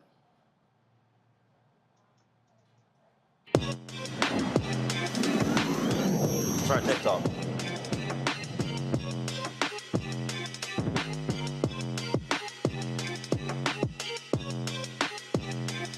Well, we talk about the history of white folks and black folks in the country. Home ownership and racism in the housing market is one of those issues. Black home ownership has never exceeded 50% in this country. There is a new app that's been put together by Ashley Bell, Dr. Bernice King. They want to level the playing field for black folks in America. They've joined forces to shake up the traditional mortgage lending industry, what is called the Ready Life app. It's a platform that offers mortgage loans without a credit score. Ashley Bell joins us right now. Ashley from Atlanta. So no credit score? No credit score, brother. It's good to see you. Thank you for having us. You know, it's so good to hear you go through everything you went through prior. And, you know, Dr. King and I, Bernice King, started with this concept that we must reimagine what home ownership looks like for the very reason that you said. We live in a country where the average age of the first black homeowner is 48. But the average age of the black person in our country lives to be 75, and they have a 30-year fixed. So that doesn't add up. That means you're 78 before you pay it off, but you died at 75. We're trying to attack the very core of what's been, since 1991, the biggest barrier, which is this 3-digit number that is a game, a shell game, that is we've been asked to play, when really it has no bearing on our ability to pay for a home. And so, actually, and it's new. This whole credit score, yeah. And in fact, so I'm glad you said it. 1991, right? Right. Let me tell you how much of bullshit this is. 1991, I graduate from Texas A&M. The Birmingham News wants to hire me. 16 editors voted, man, we need to hire this brother. Alabama had a state law that allowed the HR department to deny someone a job because of their credit score. I got a letter from the HR department at the Birmingham News saying I would not be offered a job because of my credit score. Wow. And I ain't never let the Birmingham News forget that. So when I get inducted into the Side of Professional Journalists Hall of Fame next week, they ass probably gonna get mentioned. But again, it's a perfect example of how this system is specifically how it targets people of color, it targets folks low income, and it's keeping us from being able to build wealth. You're exactly right. 60% of black people go to bed every night in a home they don't own, but they should be able to because they pay rent that many times is higher than their neighbor's mortgage. And so this is exactly where we hit. We're a bank as a service. So you download our app. You can go to readylife.com. You bank with us. You'll get a debit card. You'll be able to bank online, pay your bills, all that. We underwrite you based off of cash flow. And so the primary factor we use to underwrite you, you pay your rent through our system. If you're paying $3,000 a month in rent or $2,000 a month in rent in Birmingham, Alabama, and you pay it through our system, between 6 and 9 months, we can look at that and say, all right, you can afford this $2,000 a month rent. So what we're going to do is give you a mortgage that does not exceed $2,000. So we take, which we know what you're already doing, and give you a mortgage to create generational wealth. Because to me, it means more to ask someone, what can you afford in the history of what you've been able to afford? Right. Then go ask Experian or TransUnion, what's this 3 digits that we know has everything baked in it that has nothing to do with your ability to own a home. One of the main things that hurts black folks from getting a high credit score many times is collections every now and then that have nothing to do with their ability to own a home. Think about how many times people get on their credit score, Planet Fitness, or you go to the gym, you forget to pay a gym membership. That can take your score down 80 points for an $80 bill, and an $80,000 collection can take it down 80 points. It can't recognize the score; can't even see the difference. And they won't even tell you what the algorithm is, how it's constructed. I mean, that's what you might be 750 over here, 630 over here, and 690 on another one. And then when you're dealing with the car folk or the house, they'll pick the lowest one. And let me tell you, this is the hard part we all got to understand. Your credit score is not based on your credit, is your average versus everybody else. At any given moment in our country, 50% of the people have to have a credit score over 700. The other 50% have to have a score below 700. Where do you think black and brown people sit? And Ashley, and explain, and what they're banking on, that below 50%, that 50% that's below 700, that's who's paying higher interest rates. That's exactly right. That's exactly right. And so with our system, everybody's going to pay roughly the same interest rate. We get rid of this because you got a high credit score, low credit score, you pay more, pay less. All we care about is what is your history being able to pay for where you live right now. There's so many people that are paying rent every day, and rents are going higher than mortgages. Yep. So if you can pay your rent, we know you can pay a mortgage. So Dr. King and I firmly believe that this is the quickest way for us to create generational wealth and get that age of 48 down to 28. So we're targeting a lot of our college kids. You know, we sponsored the Orange Blossom Classic, Jackson State versus FAMU. We were the presenting sponsor, first NIL deal with a FAMU student. We have to educate the new generation that these credit scores are not the only way. For us old heads, it's hard to think of a world where a credit score doesn't run your life. It's hard. And I know when people hear this today, they're like, I've been doing everything I can to work on these 3 digits, but they should not run your life. You are more than a credit score. ReadyLife.com, we can get you signed up to get you on a path to home ownership without dealing with these people. Questions real quick from our panel. I'm going to start with Robert. You first for Ashley. Hey, Ashley, what's with the romantic lighting over there? Look like you got something going on.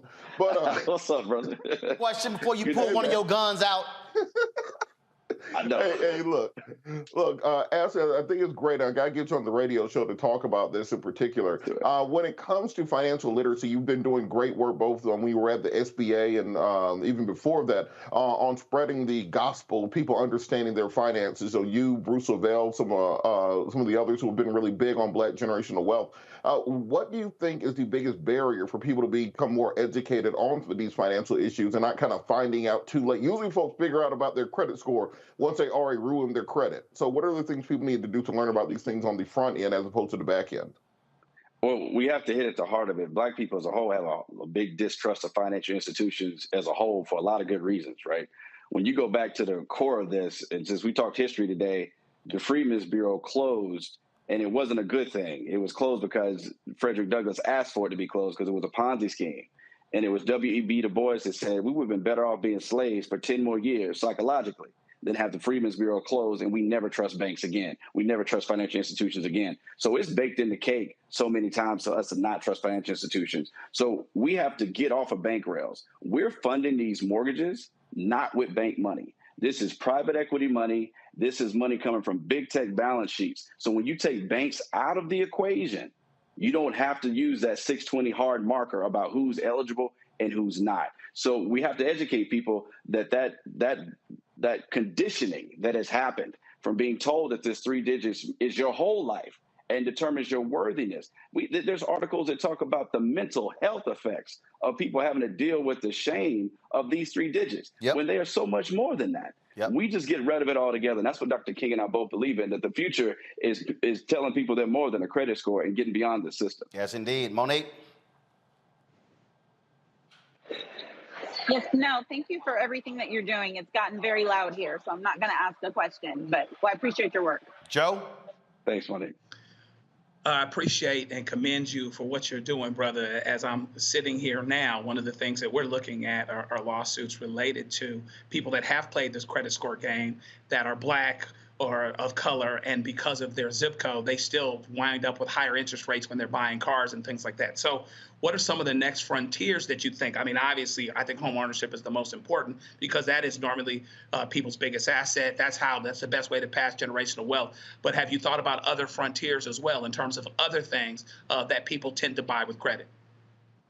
Yeah, the 2 things we're going to launch next year into Q1 and Q2. First, back on the homeowner side. So even if you're watching today and you are a homeowner, you can still sign up at ReadyLife.com because we're going to go and launch HELOCs at the end of Q1 because there's too much discrimination in appraisals. How many times do we see that Black folks' houses and Hispanic folks' houses are totally have equity wiped away because somebody's either jealous that you live in there and they don't, or they look at your home and don't like the pictures that are in it and decrease the value of your home.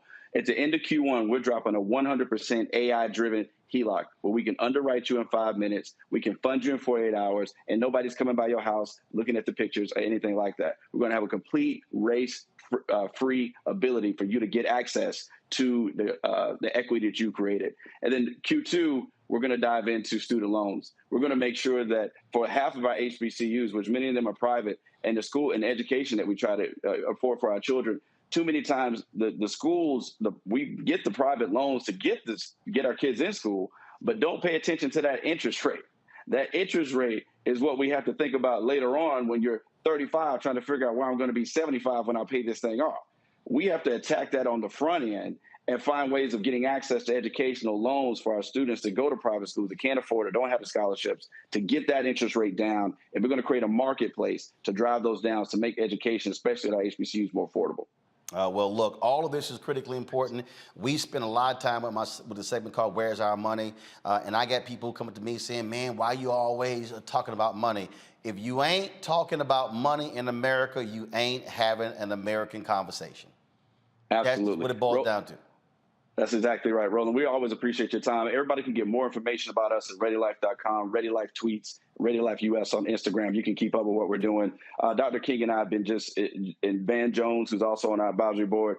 It's been incredible, but we need to spread the word. We are more than a credit score. Tell your neighbor, tell your friends. If you see people playing that game, paying people $49.99 to try to fix their credit, all these shell games to try to play with that system, it's not worth it. We're more than this. We're better than this. Let's do something that is led by our people, but also not just, we don't just advocate for economic justice. We're innovating for it. This is what we deserve, and we think we can get that done best together at ReadyLife.com. Indeed, indeed. Ashley Bell, thanks a lot. We appreciate it.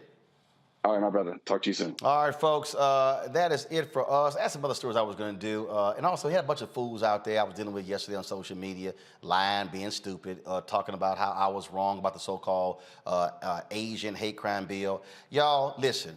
If y'all want to listen to fools who know nothing, who read nothing, then go right ahead. But there is a crisis in our community where we got people who are these Twitter political scientists, they Twitter economists, they Twitter politicians, they YouTube doctors who don't bother to read anything. And so we deal with that stuff all the time. We deal with truth and realness here. We're not going to sit here and spread BS. When somebody throws something out there, we're going to sit here and say, okay, where'd you get it from? Back it up with fact, as opposed to allowing stuff to continue. And so you got a bunch of folk out there calling themselves new black media who don't cover a damn thing. They hide behind curtains, and all they do is just talk trash about other people. And they're a disservice to our community. So if y'all follow them and you tweet me, I'm blocking your ass. I just am. Because see, what I'm not going to do is we're not going to engage in stupidity because we have enough of that right now. And there's way too much bad information that we are being fed on a consistent basis. And then when somebody black comes on and they say it emphatically, oh man, that brother's speaking truth. No, he's loud and wrong. And so we literally walk through the COVID-19 Hate Crime Act on this show. It is not specific to Asians. We've said that. We've gone through it. The money allocated, not just for Asians. It's a lie. And so the lies keep coming back, and we're going to smack them down every single time. And if y'all tweet at me, guess what? Yeah, I'm going to go ahead. I even had one fool, y'all going to love this, she got mad. I can't believe you talking bad about a sister like this here. This fool literally tweeted, well, why were there only Asians in the photo? That means that it only benefits them. And then somebody said, well, it was only men in the photo that signed in the 1964 Civil Rights Act and didn't only apply to men. That's the dumb stuff that we have to deal with every day with people who just say stuff and it's just utterly ridiculous. And then people get mad, well, Roland, why you call them dumb? Because they dumb, okay? If you open yourself up to be dumb, I'ma call you dumb. It's simple as that, okay? What my man say?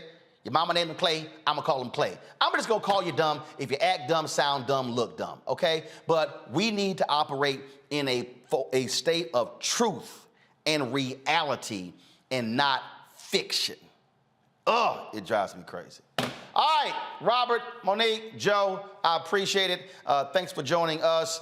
If y'all want, Monique, if you get a chance, why don't you send a gift card to Ed Young to pick up some of these MLK papers. There's 7 volumes. They're working on the 8th volume right now. I'm sure he would love to have some additional reading in his library. That'd be great. All right, folks, don't forget, download the Black Star Network app, available on all platforms: Apple phone, Android phone, Apple TV, Android TV, Roku, Amazon Fire TV, Xbox One, Samsung Smart TV. Support us, our Bring the Funk fan club. Your dollars make it possible to do what we do, so your check and money order, P.O. Box 57196, Washington, D.C., 20037-0196. Cash App, $RM Unfiltered. PayPal is R Martin Unfiltered. Venmo is RM Unfiltered. Zelle is Roland at RolandSMartin.com. Roland at RolandMartinUnfiltered.com. And of course, get your copy of my book, White Fear: How the Brown of America is Making White Folks Lose Their Mind. Ed Young, you should get that copy as well. I'll be happy to do a book signing at Second Baptist Church if you like.